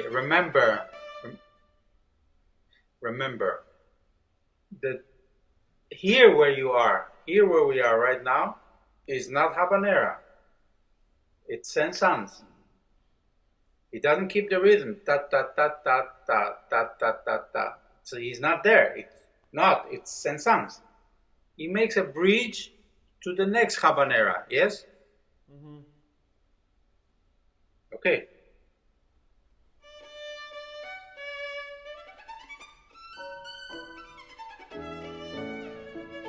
No. Yeah, sorry. No, it's no. Okay? There is a break.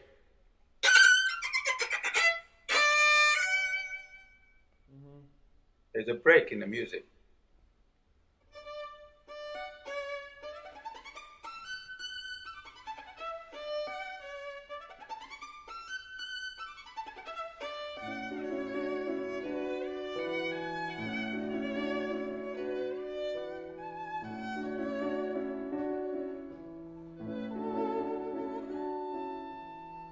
Now it comes back to habanera, but the habanera is now in the piano.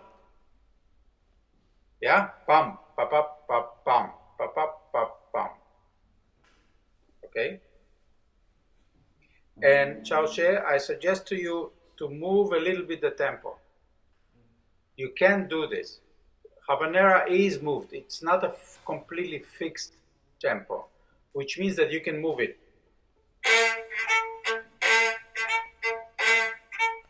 So that the violin can flow. And you keep the rhythm, yes?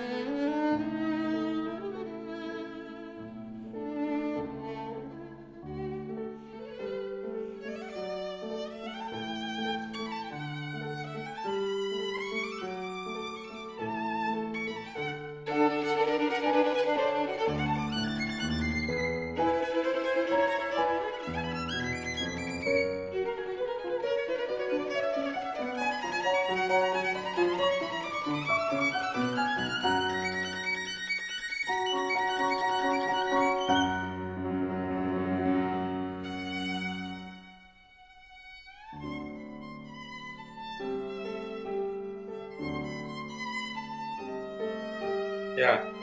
Okay. Also in this score, ta ta ta pam pam. So there are points. Yes. Okay. So let me refer to some things that you did before. I prefer, first of all,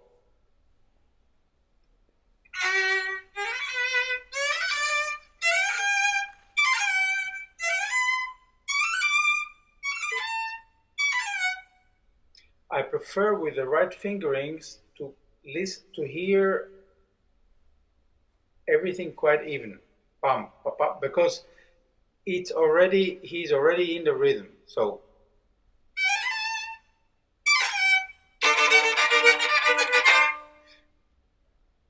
you can go also a little bit into spiccato, a little bit.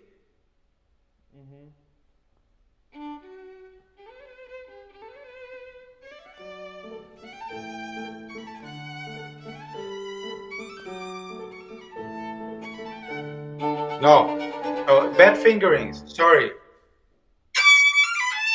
it's not good fingerings.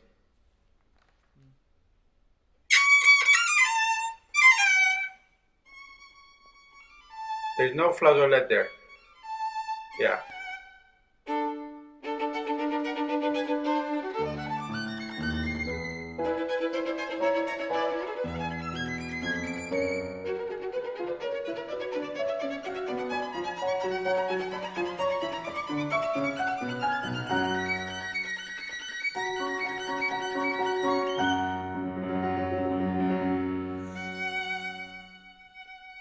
Tempo. Yeah. Listen. Tempo should be really a bar before.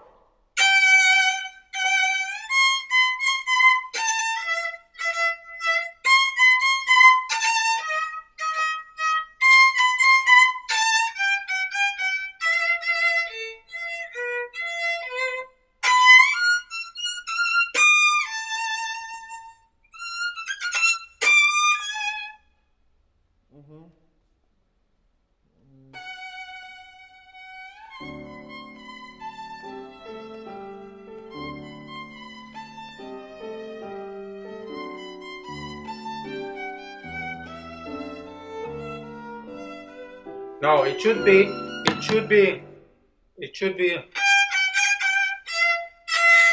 There are two E's.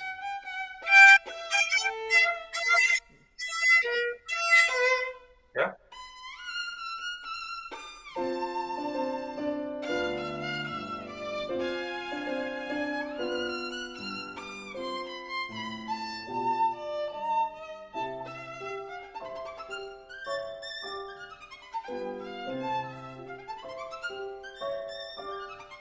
Yeah, the staccato is fine. The staccato is just fine, very fine, no problem, very good. But the più mosso doesn't exist because the più mosso, you're doing it too slow. Ta-ra-ra, you're doing it in the same tempo. You should do it a little faster. Yes.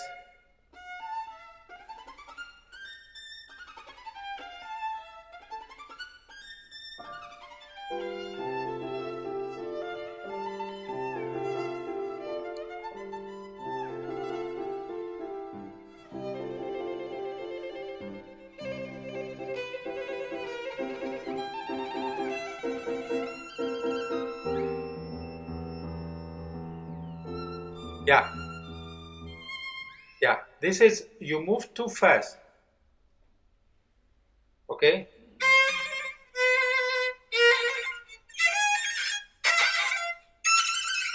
Pam, pa, pa, pa, pam, pa, pa, pa.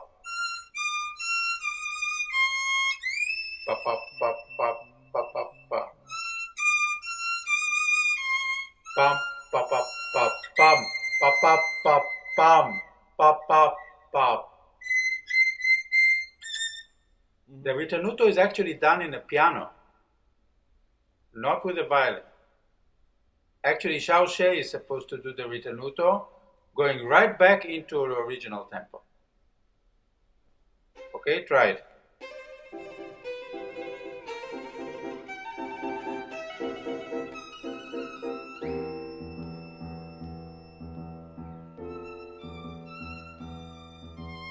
Yeah, XIAOZHE. Can you pick up the same tempo that he gives you? It's a little faster. Okay. And then you make ritenuto.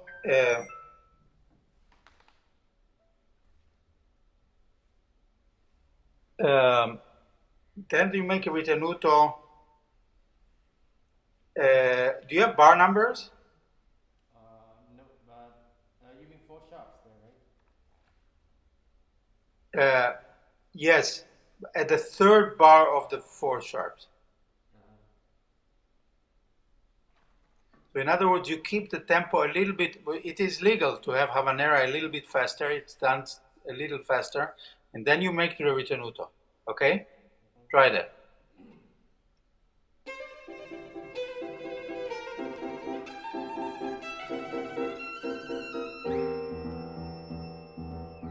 Go, tempo. Tempo, tempo, tempo.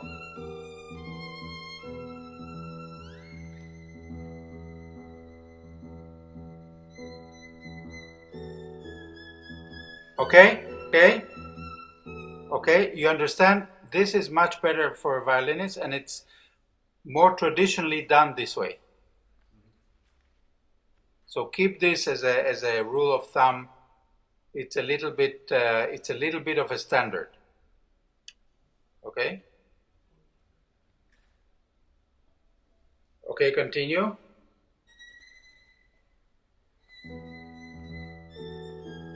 Okay, all of this is repeated. That's fine. Do you have letters? So you have 4/4, okay?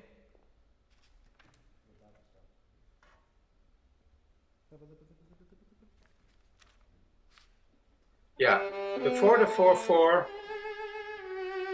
Yeah, but before the 4/4. Before the 4/4. Okay. Now it's a question of what you do. Can you start from the bar of the crescendo, please? Yes. Yes.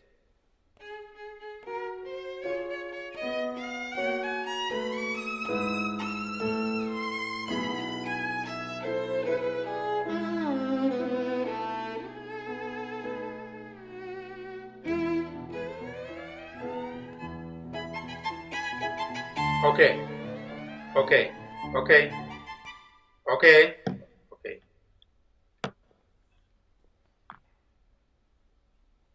There are several ways of doing this. One of the ways is what you just did. Okay? Do a full ritenuto, poco a poco ritenuto. Maybe this is a more correct way of doing this. There is also another way of doing this. Is actually, instead of doing a ritenuto, there is a accelerando. I don't know, we cannot play here too much with the XIAOZHE, but I'll try to play it.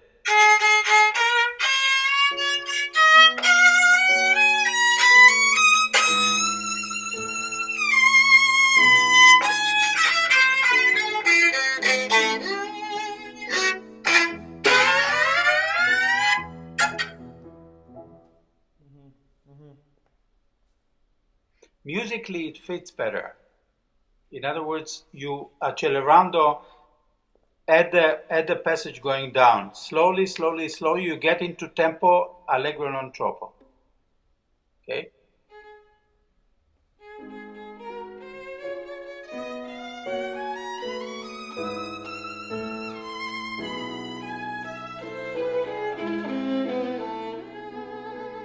Tempo, tempo.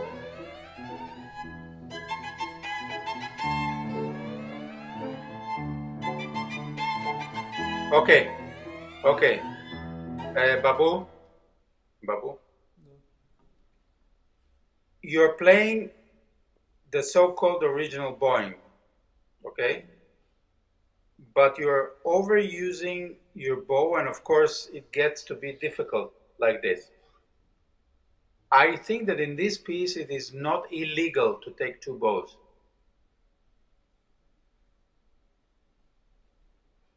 So in other words,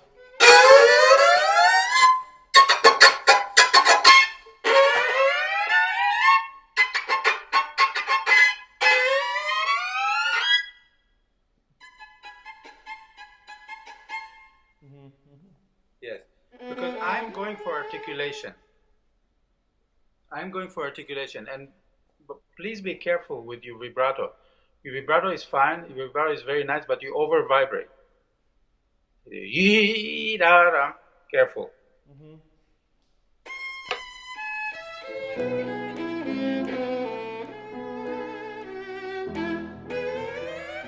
Yeah, but the idea is not to wait. In other words, the tempo does not change. The tempo is already one measure before.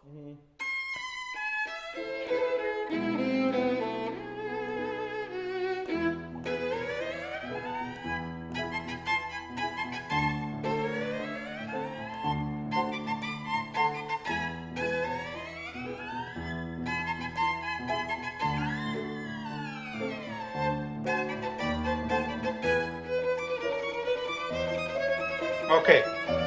Okay, good. Good. Good. Good.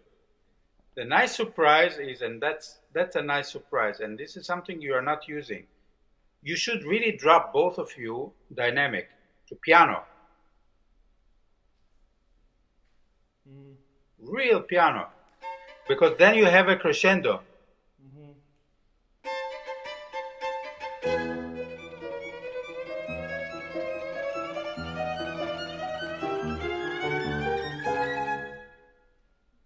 Yeah, it's fine. It's fine. A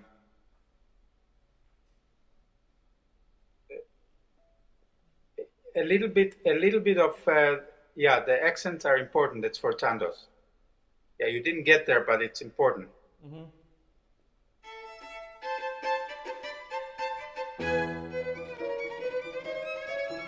Yeah, but real piano, real piano, real piano. Both of you.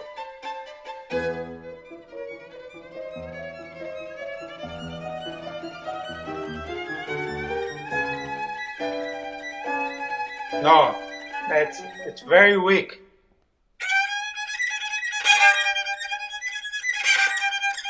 And then piano again.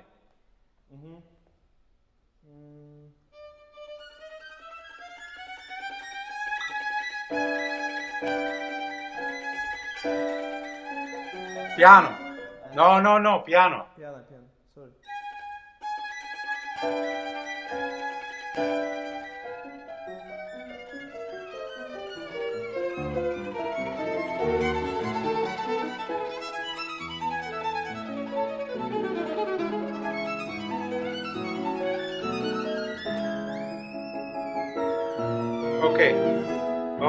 Okay. I think you will be faster if you play a little bit more in the center of the bow. You're too far. You are here too much, and you should be more in the middle.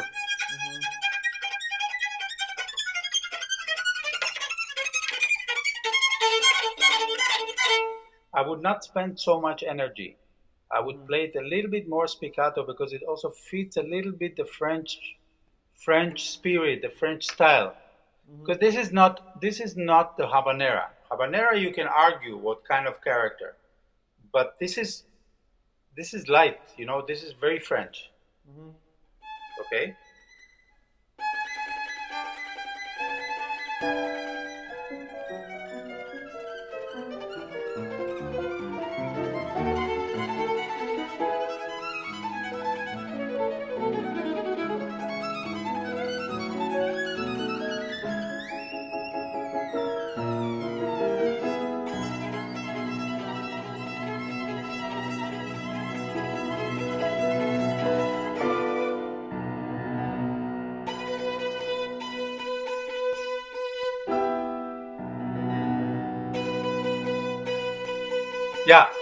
Yeah.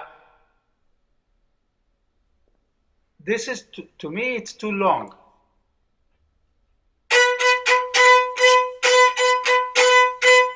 And I would not rush. It's you know, it asks you for a ritenuto, okay? I don't know how original it is. I prefer it one bar earlier. I prefer there I would try it. Yes. In other words, this tempo, this bar should be in the tempo of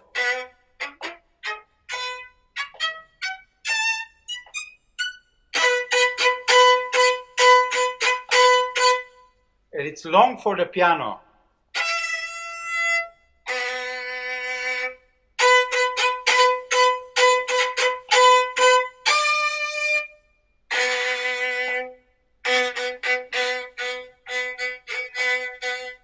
And the ritenuto there, before the allegretto, should really be very slight only with the piano. And not a big ritenuto, because then it will be too slow. Okay, try.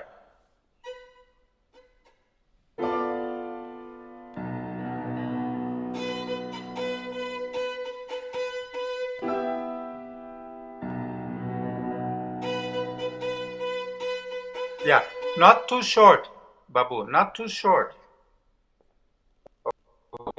Just articulate.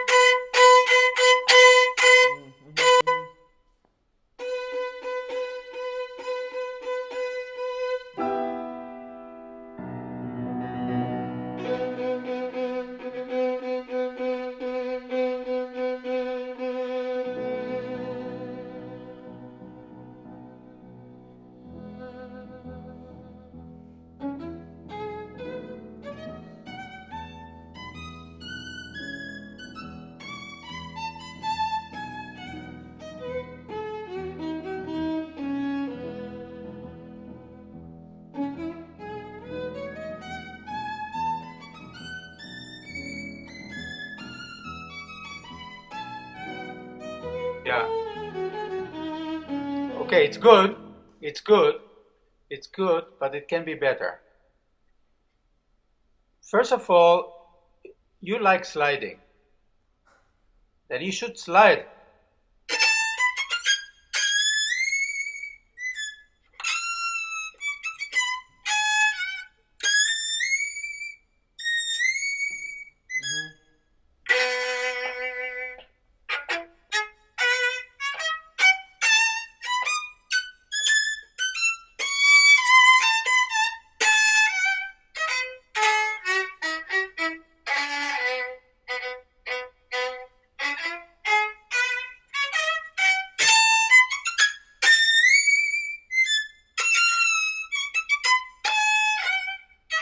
You know, the beauty is to know exactly when to take the timing. Exactly the timing. Not too fast, not too slow.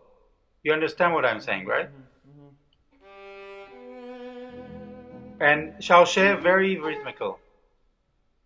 XIAOZHE, very rhythmical. Just you stay completely rhythmical.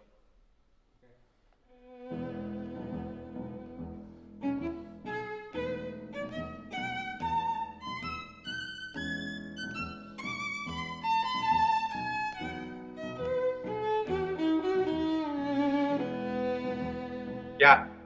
Okay, it's I would not do this.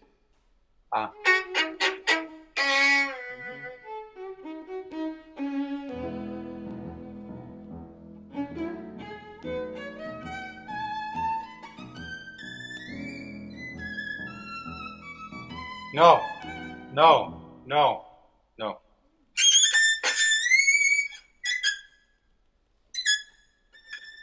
You have 2 points.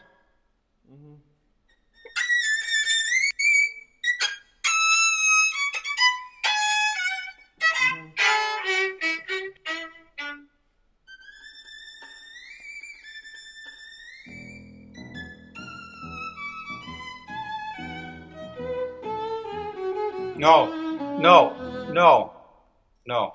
Because it all has points, and that's the beauty of it. Yes. And it has.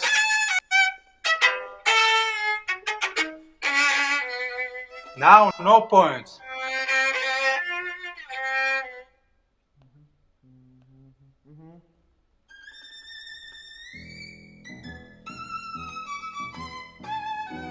No, no, no, no, points. No, no, no, no, no, no, no, points. Points. Yes.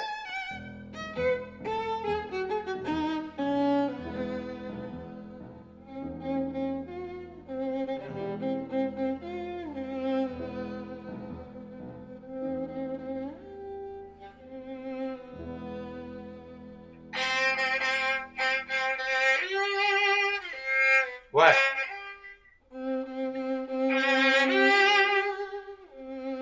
Yeah, not be careful with the slide, but it needs to vibrate and it has no harmonic.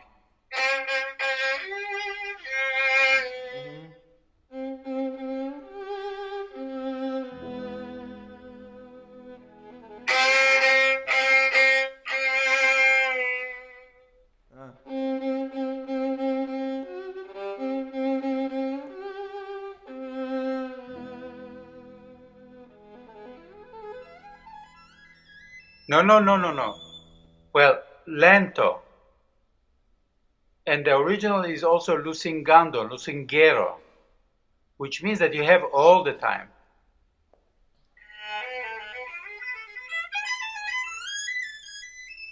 And now tempo.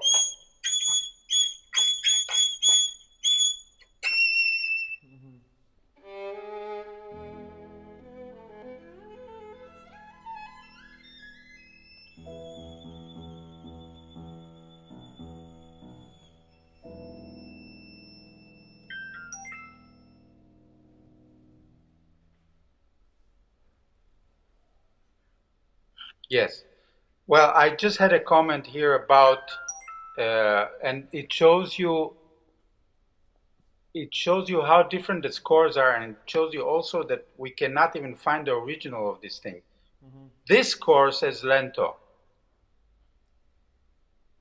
Okay, then for that allegretto, there are too many things that are very, very confusing. So, you know, people, every person that played or thought he was an expert in French music wrote different things and different editions in sometimes. So, yeah, it's like I said in the beginning, this is not Bach for sure, but it's very nice music, and it's different, a little different than the normal habanera, which is Spanish oriented. I mean, so what Saint-Saëns does, he puts in his own sections.